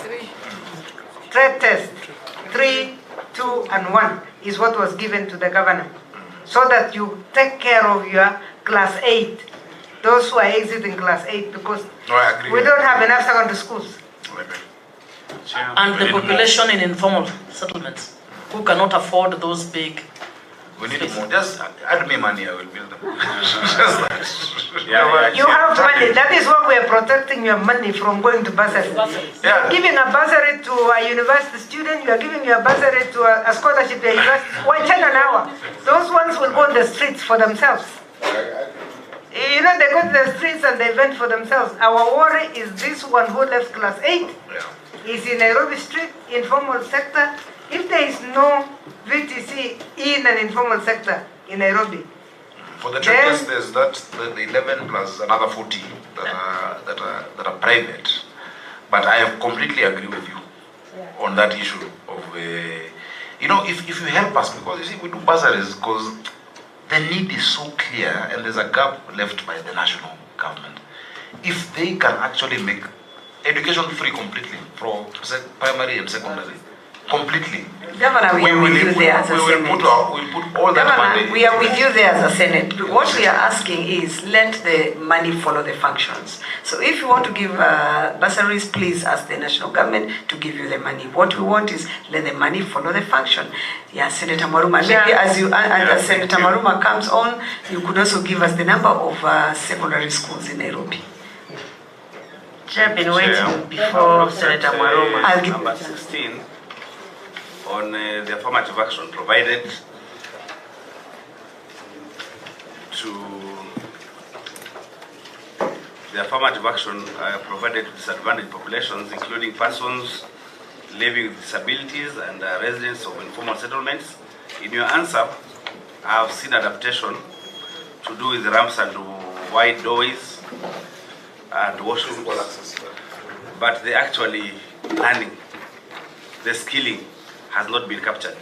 You know, the PWDs don't go through the normal curriculum of pre-primary, primary, what is it called, junior school, senior school. They go through initial numeracy and literacy, and then they transit to pre-vocational, then they go to vocational. So in answering this, you really need to tell us what they are learning in the content. Yes, the content, and how you are adapting in teaching the deaf, the blind. You know, what skills are they learning? That's what we need really here, so that everybody can be able to learn skills. Okay, Senator Kavindu. Yeah, thank you, Chair. My question was. It has disappeared. Have I derailed you? You can think about it as he answers. Okay. Sorry for that. Let me answer so I can answer. Okay. Senator Kenya? Okay. I'm looking at the fees that is being paid to these VTCs. they are different.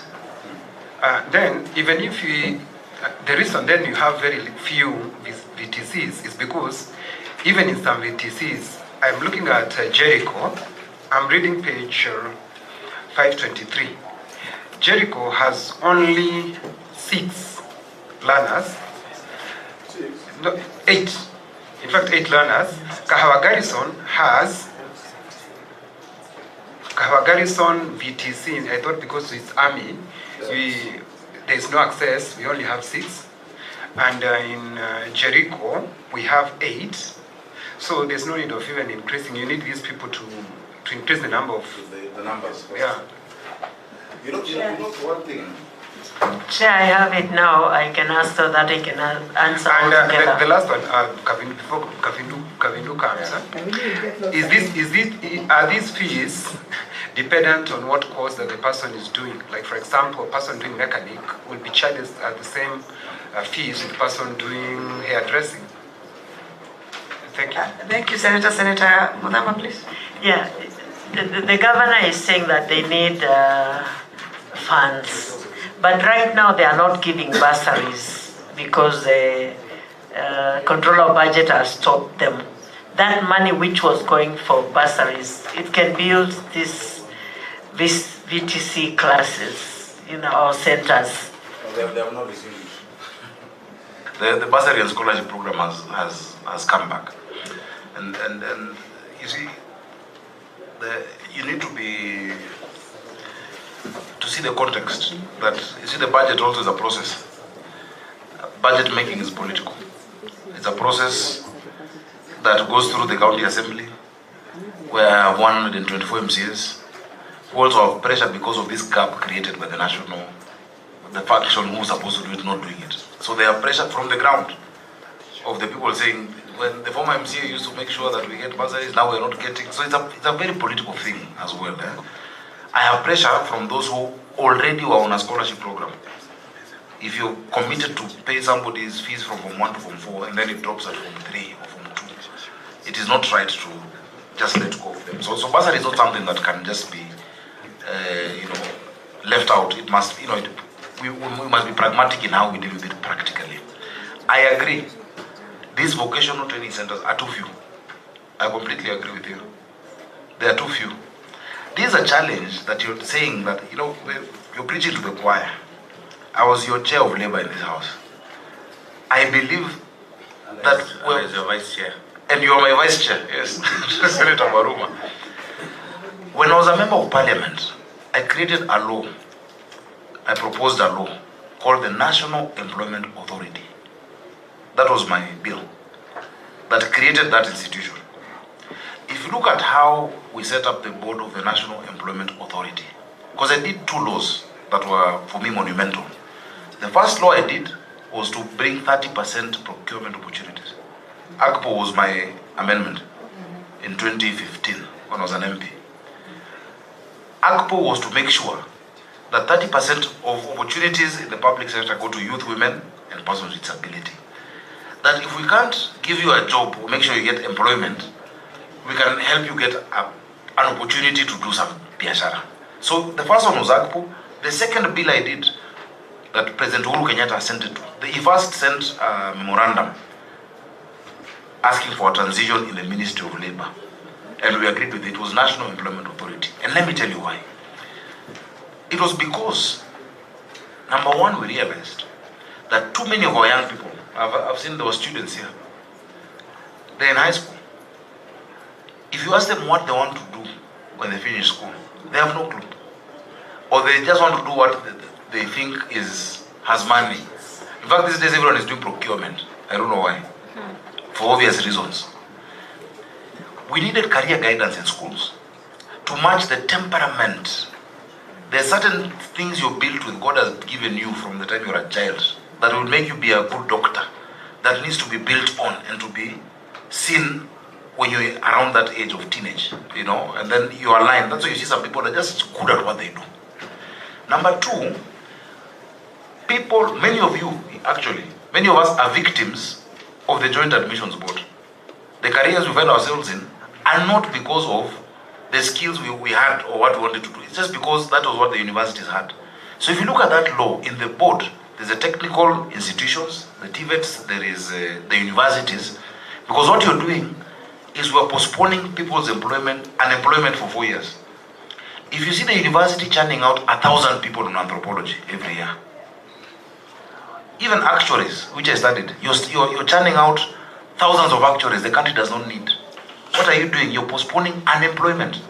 So in this National Employment Authority, we were supposed to have the employers through the Federation of Kenya Employers.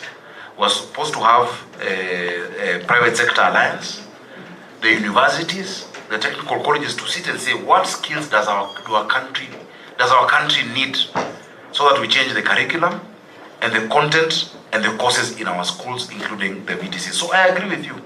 The second thing it was to do, it was of course to do, and which has become the biggest thing it does, labor migration. You know, that's the only thing NEA is doing now. On people going to Saudi Arabia and Middle East, that is the only thing it is doing. But the other thing it was supposed to do was to create a database of skills available. The way, if you want today to get an Uber, you go to your phone and say, I want to move from CBD to Westlands. I should be able to say, if I want a plumber, I just go to my phone, I find somebody certified around me by government and engage them from nearby. And then there's a training component. If we sort out the NEA Act and implement it as the spirit that was there before, we'd solve all of these issues. So I agree. There is no plumber who has no work in this country. There's always work. There is no mason who misses work, but we need to build more of these facilities. That one I concede. We are not doing as well as we should. We should actually increase the number of these facilities, and that's something I commit to do. When I come next year, you will see a change in terms of allocations and what we've been able to construct based on the resources that we have. I think the issue of PWD's access, content and what they're being taught, I can have my CC respond to that and the numbers kindly. But please look at NEA, look at that law. It has the potential to sort out. Policy. There was a policy. You have a policy? No, I'm saying yourself, you haven't committed to the policy. No. The policy we don't have yet because we're doing it concurrently with the Act. And the Act is still going on. But it's something we need to fast track, the policy on vocational training. I agree. Okay, thank you so much. I want to appreciate this honorable committee. We want to talk about the number of secondary schools that we have in Nairobi, the 180 number. About the PWD, we are using brailles for visually impaired persons. Then we provide the sign language in our VTC for even during the national examination. Then for the physically impaired, most of the courses that we're offering are friendly to them, so they have a chance to be part of our organization. Then you ask about the courses that we are providing and the cost that at the same time. The fees differ depending on the type of the course. If you're doing an artisan or craft or mechanical, there is a total different fee that you're supposed to pay. It only depends with the duration and the kind of course that you are taking. So from different levels, we providing, like for the motor vehicle, mechanical, you will see it's ranging per term for about 15,000 per term.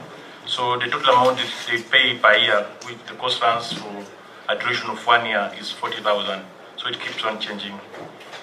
That one I submit, Madam Chair. So do you have, maybe just as an addition, do you have a specific VTC which is training the PWDs? So that if you wanted to visit today, you can go and see the disabled undergoing training. Yes. Which one is that? I can always ask you anytime you visit the Nora VTC and Waithaka, you will always find that we offering the same services to persons living with disability.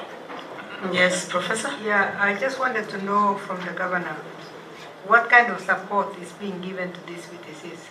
Is it school fees or capitation? Number two, I wanted the governor to know that there are some governors who are giving free. We have just come from Trans Nzoia, where they have capped the cost of any training to 20,000. and the county government pays 18, and the parents pay only 2,000. Just came from the air. That is commendable. Yeah. It's something we can look at. You know, the Bible says, as iron sharpens iron, so does man sharpen man. If there's a good idea around county, it's something good. Yeah, But what are you currently paying? So we do budgetary provisions, and fees. So for instance, we did, is it 71? 71 million shillings. Then for instance, from the bursaries, we've said that 1 million. 1 million is what per student? Capitation per student, or We can calculate it. or what is it? It's capitation. It's more or less capitation. Because we do 100 million for the ECDs, and then 71 for the VTCs, and then another 85 million now from what. So each ward, we have 85 wards, has 7 million for bursary, but one of that million is to the VTCs. So that is 85 and 71. Then now, the fees that are charged by,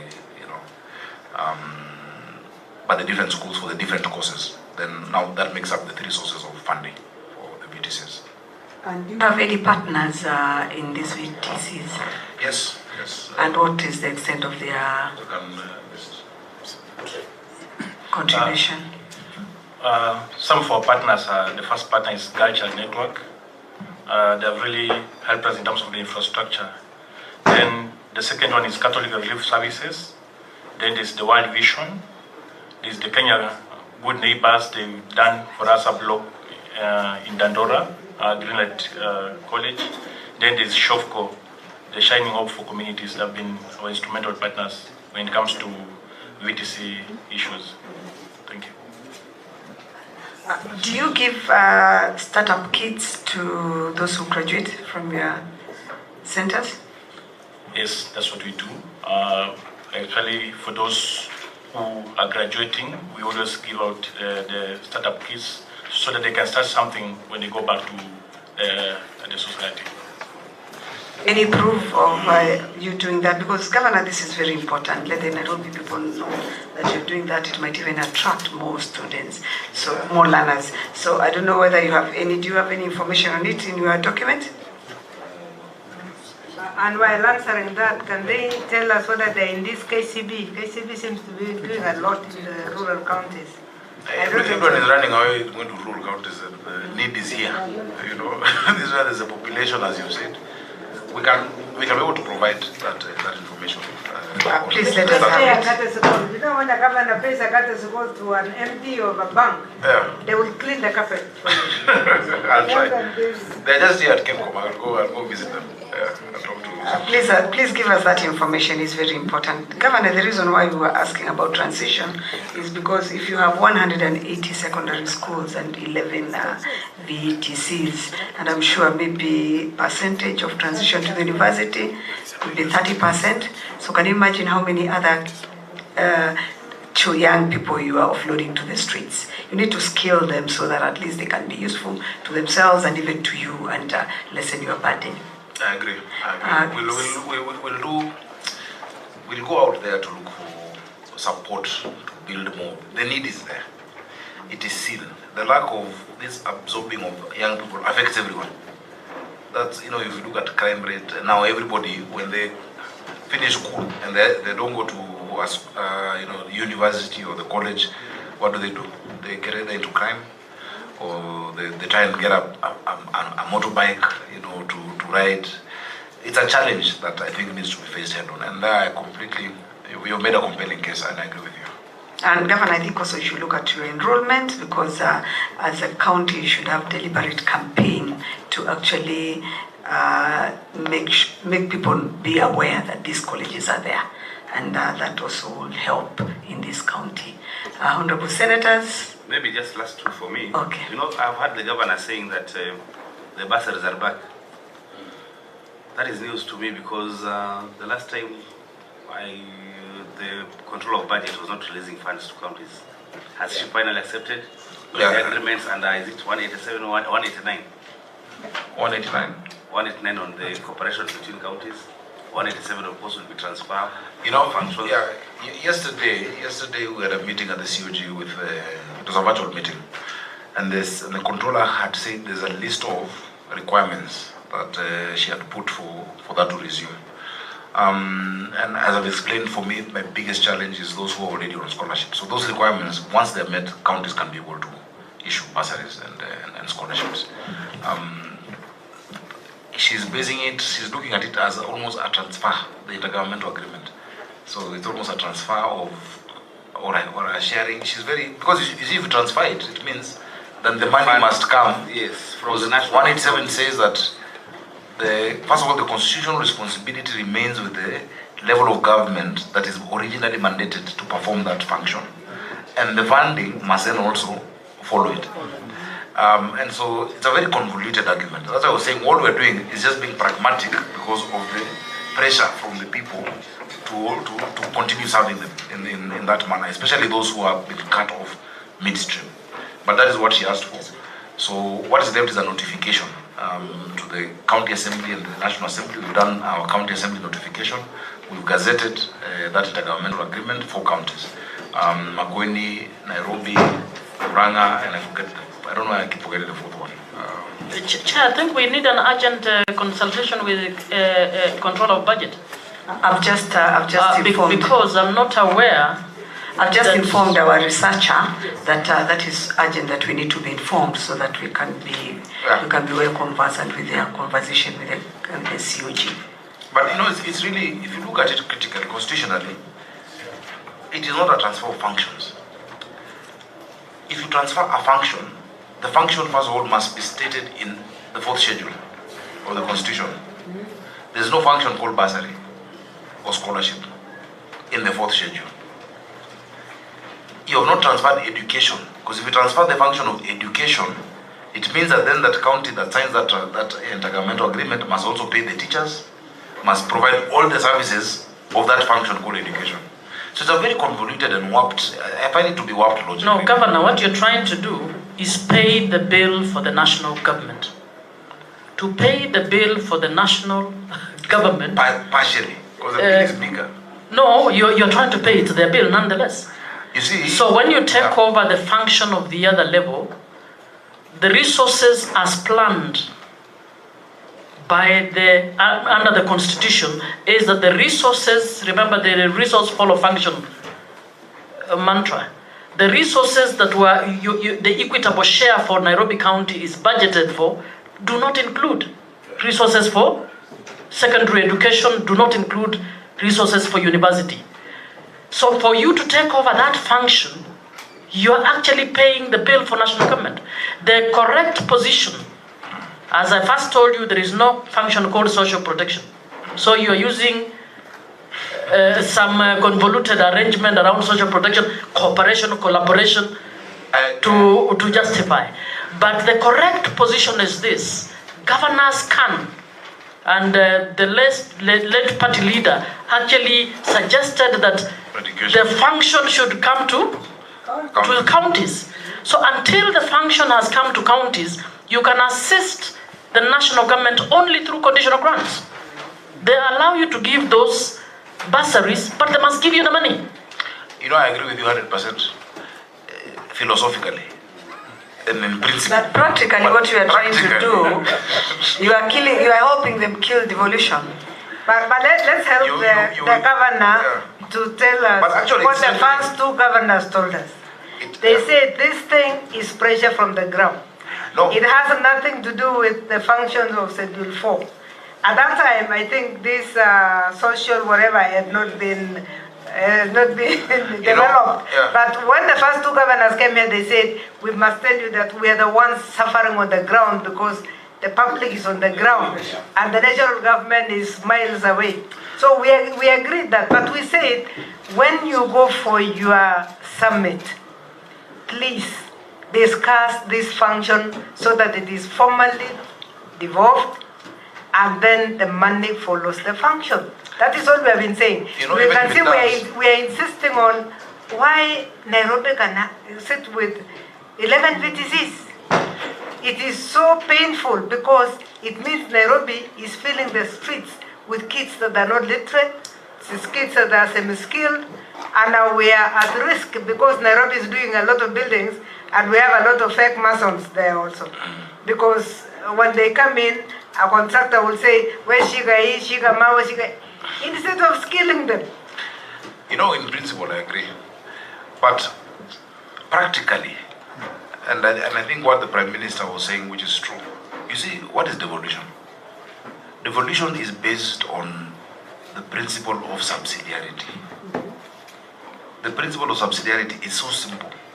It's just that a function is best offered at the lowest level compatible with the benefit of that function. We are better placed as counties to run with that education. We're better placed, we understand the needs of where we are. So actually what we need to have is a full transfer.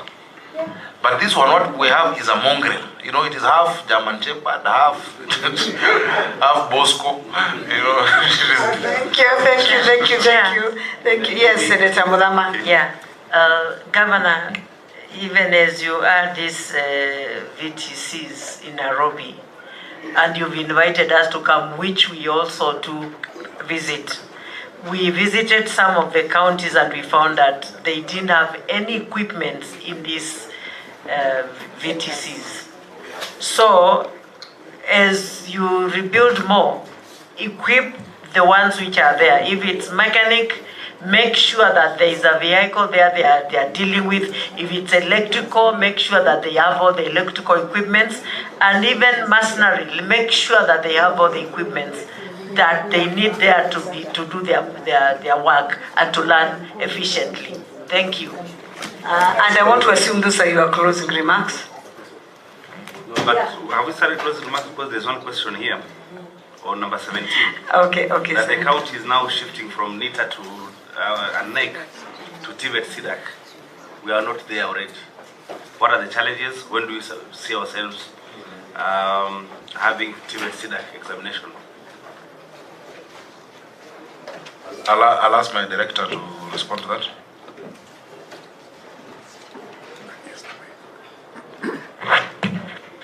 Thank you, Chair. The challenge was the training of the retooling of the instructors, and that has already been done, and now we are going to move fully to CDAC. Thank you. Are you satisfied, Senator? Okay. Senator Kenya, please, and give your closing remarks. Madam Chair, I'm looking at some of these VTCs. They are not registered under TVETA. I don't know what that would mean. But Madam Chair, everybody here is talking about increasing without looking at numbers of enrollment. It doesn't make sense. You're telling the governor to increase the number of VCTs, but when I do average of the 12 that he has, the number of students in every VCT is 90. So why are we talking about increasing the numbers instead of us talking of enrollment? Because if you look somewhere, a place like Kiwanja, we have only 24 students. I'm reading page 523. If you look at, but that one, the numbers again are confirmed. If you look at page 522, many of them are not registered under TVETA. If you look at numbers, Kiwanja has 24. You go straight to Jericho. So Kahawa Garrison has 6. Jericho has 18. You go to Old Mathare, and I thought Mathare we have many people. The one that you, Vice Chair, you're saying they will be criminals. You only have 20. 20. You have 20. You go to Moja VCT. That has to be withdrawn. Let's not characterize people from any part. Okay, sorry. I withdraw and apologize. I'm sorry. I didn't want to say that. Sorry. I withdraw. No. I agree. I withdraw and apologize. But I'm dealing with the numbers. So, Madam Chair, let us talk about enrollment. I don't know. Senator, I think I'd asked the governor. I asked that question. Yeah. I asked that question. It was not answered. Okay, then maybe you could answer, because I also asked what he's doing, whether he's got a deliberate effort to enhance the enrollment in this. The challenge is now we even have universities offering some of these artisan courses. And somebody, for instance, Kiwanja is next to KU. Would you prefer a certificate from Kiwanja or from Kenyatta University? And also they get capitation. Capitation. So also, some of these institutions should leave this to a different level you know, because you can get it from the technical university here, or you go to Old Madare. It's a walking distance. Where will you go to? That's where so we can do our campaign, increase the capacity. Yes. But still, once that is done, let's have a distinction. Yeah, you have said it differently from the way another governor said it. He said, can you stop universities from doing this certificate? So we want you to give us those kind of suggestions so that we rain on the minister to make sure that they have structure. Yeah. Without giving up, we can phase it out. Yeah. So that without giving up on these young ones, we can actually encourage them and tell them we are the only ones giving you the best CDAC course. And because now, what TVET is doing now is going for the unit only. When you do plumbing, it's plumbing only, and they are removing the theories. Universities have too much theories. And if they convert themselves again to teach the way the TVET is proposing, then they are ruining everybody else. So we wanted to go the other way and tell us, can you stop these characters from invading? I don't want an immediate stop, because then I have only your 11. It is a gradual phasing out as we build that capacity. But secondly, I think the language of leaders. You know, when you tell people, kama umeanguka mtihani, enda kwa hii, no one wants to be seen going to that place. That is why it was changed from village polytechnic, you know, because to vocational training centers. You're a failure, you know, and it's stigmatizing. But if you go to countries like Germany, the top students, the ones who do the best, are the ones who go to do this, technical works. It's the other way around, you know. Chair, I think, Governor, it begins with your policy. Yeah. If you get the information, the data, you'll be able to know, one, this is our catchment area. Two, we need to do advocacy. Three, your department should be able to tell you we have 80 universities around Nairobi, and 50 of them are offering this at this level. And then you decide, what is the value proposition that I'm going to put to my public VTCs that will bring the most needy to come to this particular VTC. So it always begins with policy. It gives you data, it gives you the information that will enable you to plan for the situation. But I think also, Governor, you could be much better off if you had many learners and be dealing with the issue of stigma, like a county like Makueni. Makueni, actually, stigma of these kids being in vocational training centers, wearing uniforms and all that is an issue. But the enrollment is very high. And you see, it's because you don't have universities there. You don't have other colleges in Makueni or in Trans Nzoia. You know, I have a village home in Trans Nzoia. There's no alternative. But in this city, every 2 steps is a college and a university on top of a bar. Even here, even next door here is a university. That is agreeable. Yeah, there are 3 around here. It's agreeable. That's understandable. That's agreeable, Governor. Honorable Senators, I think Kenya, you did your closing remarks. Please, if you've not. I have to say that I'm impressed by the presentation of Governor of Nairobi, and I want to commend him on the feeding program. It is the best thing that you are doing to the students of Nairobi, and congratulations. Thank you, Madam Chair. Thank you. Senator Madama. I just want to congratulate the governor for the good work that you are doing, and remember that you are from the Senate, so don't let the Senate down. Keep up doing the good work, because you know what you ought to do. Actually, we should. When you come here, you appear before the Senate. You should just be flowing with whatever questions which are there, and congratulations for that. But check on your water issues.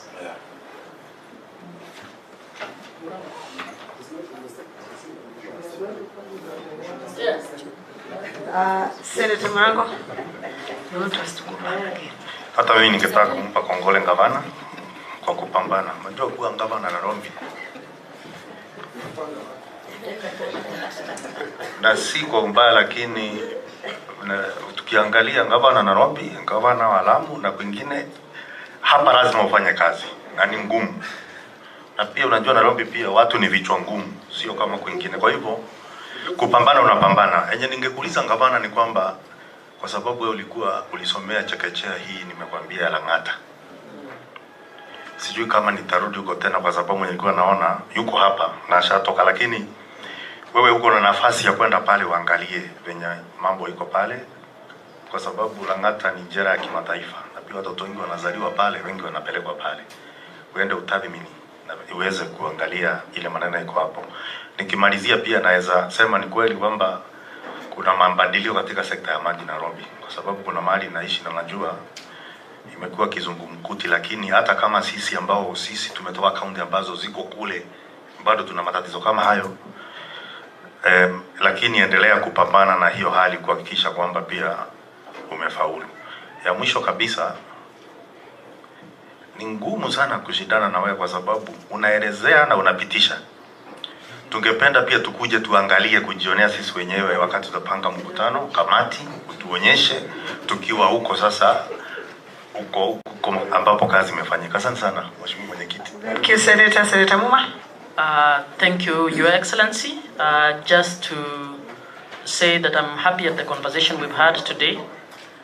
The clarity of mind you have, even as we have pointed out the issues that we think you need to point out. I think your comms team needs to do a better job in terms of communicating what you're doing, in my view. Senator Kavindu says she's proud of you because you are part of the Senate. I need to add, apart from being part of the Senate, maybe your DNA is not bad. So just to thank you, but to ask that as by the time we come, I would request the issues where we found gaps, trigger your teams to immediately begin on that, so that next year at this time, we have a better report to give around Nairobi in terms of the little things that were raised. Thank you, Senators. Vice Chair. Thank you. I think, like the other senators who worked with him have said, at least he has not disappointed. I'm glad he apologized at the beginning because it's not like Sakaja to skip things. That is not his nature, and I was very surprised. But the kind of information you have at the fingertips tell us that you were not fearing to appear. So I think we are happy with that. Governor, the only last statement I would have said is that you check the numbers. Let's check the figures that are outside, which should be accommodated in ECDE, so that we don't leave them out. Whether they're in informal or formal settlement areas, please pay focus on them, because you will leave a wonderful legacy if the informal sector will be your greatest supporters at the end of your term, whether 1 or 2, because those are people that you change once and for all, and let's have them also have their children going as far as university. Also the same thing with the VTCs. Please, let's focus on the numbers who are outside, not those who are inside. How many would have loved to come in? And it looks like it requires a deliberate campaign, even in high schools and secondary schools. Once in a while, as they're having education days, you walk in, or your officers walk in to talk to them about this course. That should not be taken as though village polytechnic is the worst thing. If you can empower them, you will change. And we have seen that where there is that kind of motivational speeches, speaking to these people, they actually change and they go back. As you started, I want to comment on that yes, education is the only equalizer. And if you can give to the low and the high at the same time, it will really be very beneficial. Otherwise, thank you so much for the information. I think we have got a lot of information to digest. Thank you. Maybe before I close, Your Excellency, I can give you a chance to also have your closing remarks. Thank you very much, Chair and honorable senators, starting with my Deputy Speaker, and Senator Muma, Senator Rango, Senator, my neighbor, Senator from Machakos, and Senator Kinyua. You know, somebody said you campaign in poetry and you govern in prose. When you're in the Senate, which I was in, it is very easy to say to a governor, this is not happening, this is not happening. And I was very vocal. I was one of the loudest senators. When you get to the driving seat, every morning I wake up, I am a doctor, an engineer, it has rained, I am a teacher, I am a chef, I must cook for the children, there's a pothole, you are, everything in one.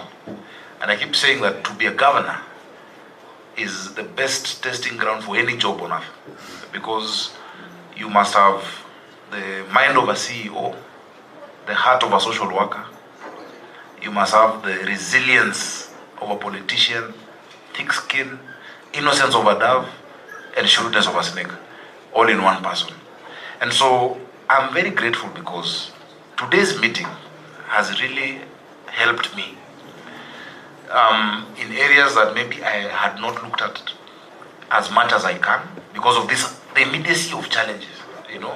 I'm looking at the weather and I'm seeing it's going to flood, and immediately, and it will flood on Akura Road and Akena Road, but Sakaja is blamed. That's another thing Senate must look at. If they don't give us the funds, all these roads which you have problems, Jogo Road, Langata Road, this one outside here, they're not under the counties.